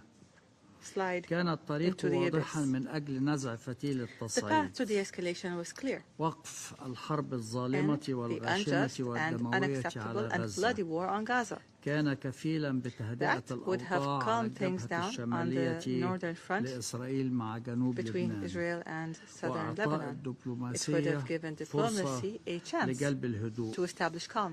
ولكن إسرائيل However, اختارت Israel توسيع chose دائرة النار to والدم expand the ring of لتعتدي على fire دولة عربية and ذات blood سيادة to يعيش aggress شعبها اليوم في an قبة Arab الخوف sovereign country والترويع. whose people today are living in the clutches أقول of fear and بصراحة terror. أن العجز I say it أمام clearly مواجهة that الوحشية في impotence in the غزة face of barbarism بما and فيها thuggishness عجز in هذا Gaza, المجلس including the impotence الموقر of this esteemed الذي council, يجسد which الإرادة embodies الدولية international will, هو ما شجع قادة is إسرائيل what على encouraged Israel's التصعيد. leaders to escalate لقد further وجدوا الطريق as ممهدا they found the road ومفروشا to escalation بغياب paved المحاسبة with وغياب impunity العقاب and the absence بل وغياب أي of ضغط حقيقي any لتغيير real المسار. pressure to change direction. نحن نعرف كيف تشتعل الحروب Mr. President, we know how لأننا wars rage عشنا هذه because التجارب we have الأليمة في experienced الشرق these الأوسط peaceful لعقود. moments in the Middle East for ما decades. تفعله إسرائيل اليوم Israel's هو actions today استدعاء متعمد are a وأحمق deliberate and idiotic لعاصفة. summoning of a firestorm. لن يكون أحد A firestorm بمنأى that will عن spare أذاها no one. ومخاطرها. لن يكون It أحد بمنأى will عن أذاها spare ومخاطرها. no one. ما تفعله إسرائيل What Israel is شهدنا doing مثله كثيرا في التاريخ It's الحديث something that we للشرق have witnessed الأوسط. repeatedly in the Middle East's وتعلمنا modern history. الدروس We have واستخلصنا learned العبر. lessons. We have gained wisdom. ولكن البعض But تصور له who غطرسة are deluded القوة by أنه the قادر على arrogance تحقيق of power أهدافه think that they بقتل أكبر عدد can ممكن من achieve their البشر. goals by killing as many people as البعض possible. يتصور أن Some السلام believe لا that peace يتحقق can إلا only be مخضبا reached بالدماء through rivers of blood, وأن الدول and تعيش that countries بالسيف can only وحده. be ruled by the sword. إذا ترك هذا الجنون If we ليسود were to allow this madness to سنجد prevail, أنفسنا we would أمام find ourselves سلسلة before لا a vicious تنتهي من الدم cycle والخراب. of death and destruction. إن أمامنا اليوم فرصة Today, we حقيقية have a real chance to للتراجع step عن away الهاوية. from the edge of the abyss. الرئيس بايدن قال President بالأمس في Biden الجمعية yesterday العامة said in the General Assembly أن ثمة that there is فرصة للحل a الدبلوماسي. chance for a diplomatic solution. وأقول أن هذا المجلس And I say لابد to أن this يطلع council that you must بمسؤولياته shoulder your لجعل هذا responsibilities الحل to make this واقعا resolution وفي a أسرع reality وقت ممكن. and urgently. هذه الحرب يجب أن This war تتوقف must stop اليوم today. الآن It must stop في غزة right now. وفي It must الضفة stop in Gaza, وفي in the لبنان. West Bank, and in Lebanon. علينا أن We نتحرك must act قبل فوات now الأوان. before it is too late. علينا أن We نتحرك must قبل فوات act الأوان. now شكراً before it is جزيلاً too late. سيادة I thank you, الرئيس. Mr. President. I thank His Excellency Mr. Abulgate for his statement. I now give the floor to His Excellency Mr. Sayed Abbas Araghchi, Minister of Foreign Affairs of Islamic Republic of Iran. Bismillah ar-Rahman ar-Rahim.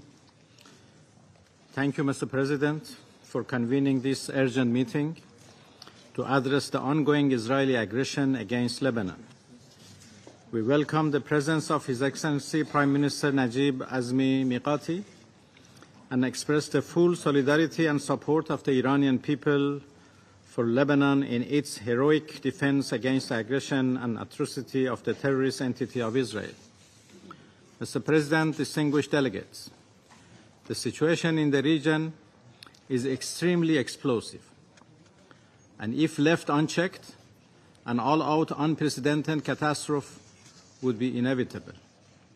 In continuation of its brutality in occupied Palestine, the apartheid occupying regime of Israel is now waging an unjust war of aggression against Lebanon and targeting innocent people across the border and deep inside the territory. This aggression, which has claimed the precious lives and limbs of thousands of innocent people, including women and children, is not just a tragic consequence of an imposed war. It is rather a calculated tactic by Israel to terrorize an entire population and force them out of their homeland. Furthermore, the deliberate and indiscriminate targeting of civilians in Lebanon by detonating pagers, walkie-talkies, and other electronic devices used by rank-and-file citizens across the country must sound the alarm for the entire international community, since this is the most outrageous manifestation of the weaponization of ordinary communication devices. This new version of terrorism must be profoundly condemned by all. Otherwise, it would be established a very dangerous precedent that could be easily replicated by other terrorist groups and entities beside Israel. It is a shame that the Security Council was not allowed by the United States to issue a simple press statement in condemnation of this mass terror, and it has prevented the same Council from doing any meaningful act to stop the genocide in Gaza. Mr. President, the Zionist regime's aggression against Lebanon could not be isolated from the overall situation in the region. For this terrorist regime, international humanitarian law and the principle of human dignity mean nothing. From the long decade of occupation of Palestinian territories to its ongoing genocidal war against people in Gaza, its unprovoked aggression against Syria and Lebanon, and its terrorist attack on Iran's diplomatic mission and assassination of the political leader of Hamas in Tehran, all underscore Israel's real character as a genuine terrorist entity that has no value for peace and human rights. The Israeli regime has no intention of pursuing peace or agreeing to a ceasefire. Its real objective is to drag the entire region into a full-scale war. Unfortunately, the United States and United Kingdom unwavering support to Israel has given a carte blanche to them for all sorts of sinister behavior. The ongoing aggression against Lebanon is fueled by the failure of the international community and in particular by the United Nations Security Council to hold Israel accountable for war crimes and genocide in Gaza. The United States' failure to rein in the regime, coupled with the ongoing supply of military equipment and political backing, has emboldened Israel to commit these heinous acts with impunity.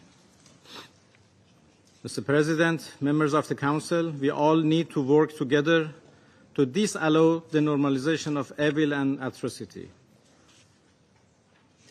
The United Nations Security Council should be urged by all states to live up to its responsibility under the United Nations Charter.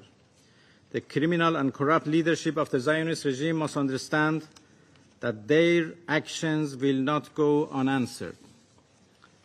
The region stands on the brink of a broader conflict due to regime's aggression and heinous crimes against nations of the region. Now more than ever, Israel has become a serious threat to international peace and security. This regime does not deserve membership in the United Nations. Its representative to the United Nations shamelessly shreds the United Nations Charter before the eyes of the international community. The only way to prevent further escalation is clear.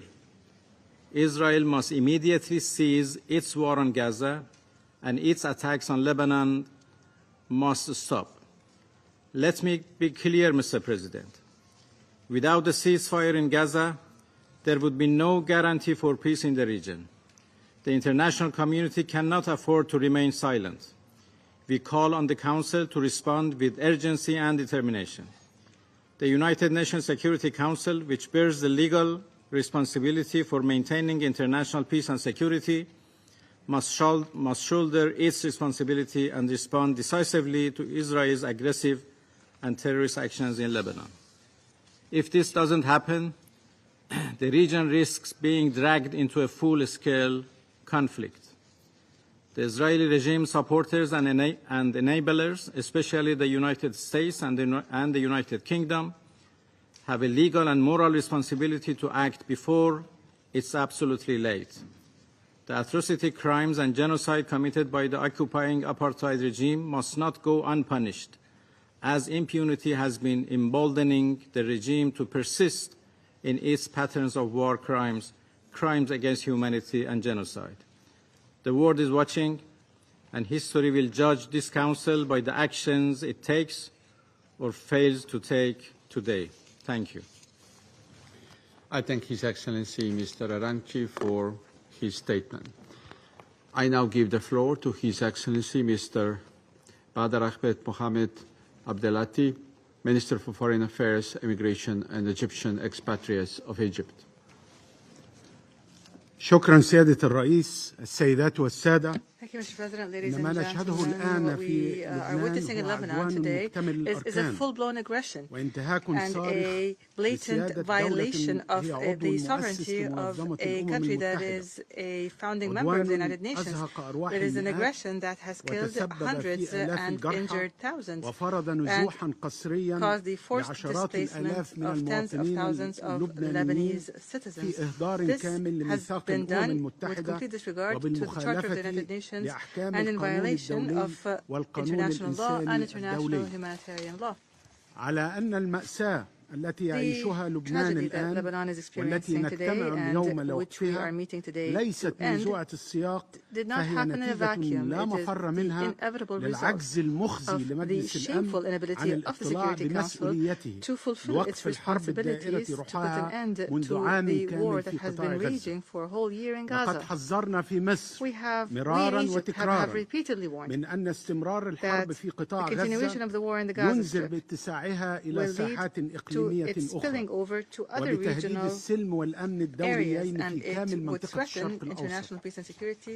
ولنقولها بمنتهى الصراحة فما شاهدناه على مدار عام كامل في غزة وما نشاهده الآن في لبنان مرشح للتمدد لساحات أخرى في المنطقة ما لم يقم المجتمع الدولي بمسؤوليته لوضع حد لآلة القتل والتدمير ولن تجدي معه الحلول الجزئية وسياسة المسكنات المؤقتة. سيادة الرئيس، لن يعد مقبولا الاستمرار في عدم التطبيق الكامل لقرار مجلس الأمن رقم 1701 بشكل شامل وغير انتقائي وبدون تمييز بين الأطراف المخاطبة بالقرار وأن يتم الوقف الفوري وغير المشروط للانتهاكات المستمرة لسيادة الأراضي والأجواء اللبنانية. غير أن عودة الاستقرار الكامل لمنطقة الشرق الأوسط مرهون أساسا وقبل كل شيء بالتطبيق الكامل والفوري لقرار مجلس الأمن رقم 2735 ووقف الحرب العدوانية على قطاع غزة. فهي الصراع الأساسي الذي انبثقت عنه كل التوترات التي نشهدها حاليا في المنطقة برمتها وبدون وقف حمام الدم المستمر منذ عام في غزة سنبقى في دائرة المسكنات والهدن المؤقتة التي لا تلبث أن تنهار. الشرق الأوسط الآن أمام منعطف خطير وتهديد حقيقي فإما وقف شامل لكل أشكال We either fully stop all forms of aggression and hostilities in all arenas, or we face more collapse and a rapid expansion of the circle of conflict in a region that can no longer tolerate more destruction. This is our responsibility, and I hope that the Security Council meeting today will be able to rise to the level of this responsibility so that we can put an end to this unjustifiable and unacceptable catastrophe that Lebanon is living. I thank you.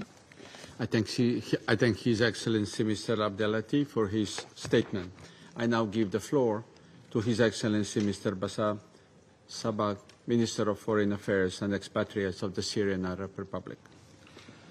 شكرا سيد الرئيس. سيدات والسادة، لقد عقد مجلس الأمن قبل أيام معدودة جلسة طارئة للتعامل مع الهجوم الإرهابي السكاني الإسرائيلي على اللبنانيين والذي أدى لاستشهاد عشرات المدنيين وإصابة الآلاف غيرهم بجروح خطيرة، وذلك عبر قيام كيان الاحتلال بتحويل أجهزة مدنية إلى أدوات للقتل الجماعي. إن عدم اتخاذ هذا المجلس لأي إجراء لردع إسرائيل قد شجعها على تصعيد عدوانها على لبنان الشقيق، حيث تواصل إسرائيل منذ عدة أيام قصفها الهمجي العنيف الذي لم يستثني البشر والحجر، كما لم يوفر منزلا أو مشفى أو مدرسة إلا واستهدفها، مما أسفر عن استشهاد المئات من المدنيين. أكثر من 500 شخص استشهدوا في يوم واحد، بمن فيهم النساء والأطفال والمراسلين الإعلاميين وعمال الإغاثة والتسبب بحركة نزوح كبيرة. إن العدوان الإسرائيلي على لبنان الشقيق يؤكد استهتار الكيان الإسرائيلي بميثاق الأمم المتحدة وبالقانون الدولي وإصراره على توسيع رقعة حرب الإبادة الجماعية التي يشنها على الشعب الفلسطيني لتشمل الأراضي اللبنانية، وكأن دماء ما يزيد عن 42,000 من الأبرياء الفلسطينيين وأكثر من 100,000 جريح ليست كافية لإشباع تعطش مجرمي الحرب في إسرائيل للدم والقتل والدمار ونشر الفوضى. إن الجمهورية العربية السورية تدين بأشد العبارات العدوان الإسرائيلي الهمجي المسيء على لبنان الشقيق، وتجدد الإعراب عن تضامنها الكامل مع الشعب اللبناني واستعدادها التام لتقديم الدعم والمساعدة للأشقاء اللبنانيين في كافة القطاعات التي يحتاجونها. تشدد سوريا على وجوب تحرك مجلس الأمن الفوري والعاجل الآن وليس غدا لإدانة العدوان الإسرائيلي المتعدد الأوجه ووقف آلة القتل والتدمير ومنع إسرائيل من إشعال حرب شاملة في المنطقة عبر توسيع رقعة عدوانها، وهو الأمر الذي حذرنا منه نحن وغيرنا من الدول مرارا وتكرارا لتجنب ما يمكن أن يحدثه من تداعيات خطيرة على السلم والأمن في المنطقة الشرق الأوسط والعالم. سيد الرئيس، إن الحرب العدوانية الإسرائيلية على الشعب الفلسطيني التي قاربت على العام قد ترافقت أيضا مع اعتداءات ممنهجة ومتكررة على سوريا، حيث استهدفت قوات الاحتلال الإسرائيلي بالصواريخ مناطق عديدة في سوريا، أدت لارتقاء العديد من الضحايا المدنيين وجرح الكثير غيرهم، وإيقاع أضرار في البنى التحتية والمنشآت الحيوية المدنية والأبنية السكنية. to infrastructure and critical infrastructure as well as civilians and residential home buildings and even diplomatic premises have been damaged. Syria, like most member states of the United Nations, called for an end to be brought to this aggression, for an end to be brought to these violations, these ongoing violations against Syrian sovereignty, including the occupation of the Syrian Arab Golan, which has been ongoing since 1967. The Syrian Arab Republic is of the view that the ongoing brutal aggression is the barbaric aggression by the Israeli entity against the Palestinian, Syrian, Lebanese people could not have taken place without the boundless, unlimited support delivered by the United States to that entity, including in terms of impunity, which makes the United States complicit in this aggression. The Syrian Arab Republic calls upon the Security Council to end its paralysis, to act immediately, to implement the resolutions of the Security Council related to the Syrian to the conflict, specifically to Resolution 242, 338, and 497. We reaffirm the fact that the region can only achieve peace and stability if there's an end brought to the Israeli occupation of all occupied Arab lands in Palestine, Syria, and Lebanon. Thank you, Mr. President. I thank His Excellency Mr. Sabag for his statement. I now give the floor to His Excellency Mr. Joseph Borrell Fontelles, High Representative of the European Union for Foreign Affairs and Security Policy and Vice President of the European Commission. Le Président, nous parlons d'une région au monde. We are talking about a region in the world. Nous parlons d'une région au monde où les pires généralement where the worst is generally vrai. Certain, clear. So I would first and foremost to express my deepest sympathy for the Lebanese people who have clearly for a long time been hostage from a conflict that they don't deserve and which is far beyond them. We all know the tragic situation on recent months. You have been explaining it, I will not repeat it. 60,000 Israeli inhabitants forced to leave their homes since October.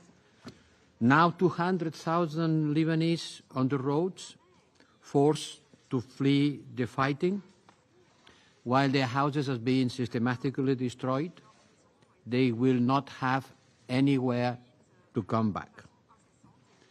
I'm not going to play the game of blaming one more than the other, but what I know is three things. First, escalation won't solve anything because war doesn't solve anything. Second, what's happening in southern Lebanon cannot be separated from what is happening in Gaza. One thing influences the other. But at the same time, we have to do everything to avoid that southern Lebanon become a new Gaza. And it's becoming a new Gaza. As Secretary General said at UNGA, and as many of you have said, when the communication devices were exploding, targeted on its purpose, but indiscriminated on their consequences, they have put the Lebanese people in the night under terror. The third is that there is a legal basis for settling the Israeli-Lebanese conflict, and this basis, you know, is this famous resolution 1701. The little problem is that it has been approved more than 20 years ago. 20 years ago without being implemented. So what we can do in the face of the escalation, in the face of this procession of death stretches under the door, and while the cannon sound is behind us. I heard Le Canon when I was visiting the UNICEF headquarters some days ago. And I am asking this question to the Security Council. And allow me, and excuse me, but sometimes I wonder if it is not better the Council to talk about insecurity, who register cries, recriminations, and grievances without solving them, and when they agree on something, not being able to implement it. What a tragedy. So now it's up to all of us to do something for a ceasefire along the blue line, so the instinct for life can take precedence over the instinct for death, so that the terrible fatalism that is ours today in the face of so much horror can be overcome. Before coming here, I had the opportunity to speak with the families of Israeli hostages held by Hamas, still almost 1 year. So I know how this tragic situation is affecting everyone, Palestinians, Israelis, and now Lebanese. And I saw some days ago in the Rafah border, by the way, closed. Once again, listening the canyon, how the tragic situation in Gaza called our conscience.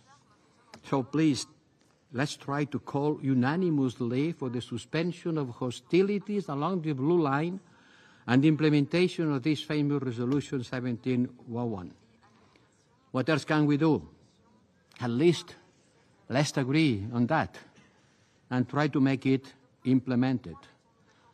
Let's call for restraint to avoid the trap of fatality, the one that would have us believe that there is nothing to be done. Yes, something has to be done. That's the only thing I can do. But naming things is essential. You have to put a name to the things, because refusing to name things only adds to the world's tragedy. Thank you. I thank His Excellency Mr. Borrell Fonteles for his statement. There are no more names inscribed on the list of speakers. The meeting is adjourned.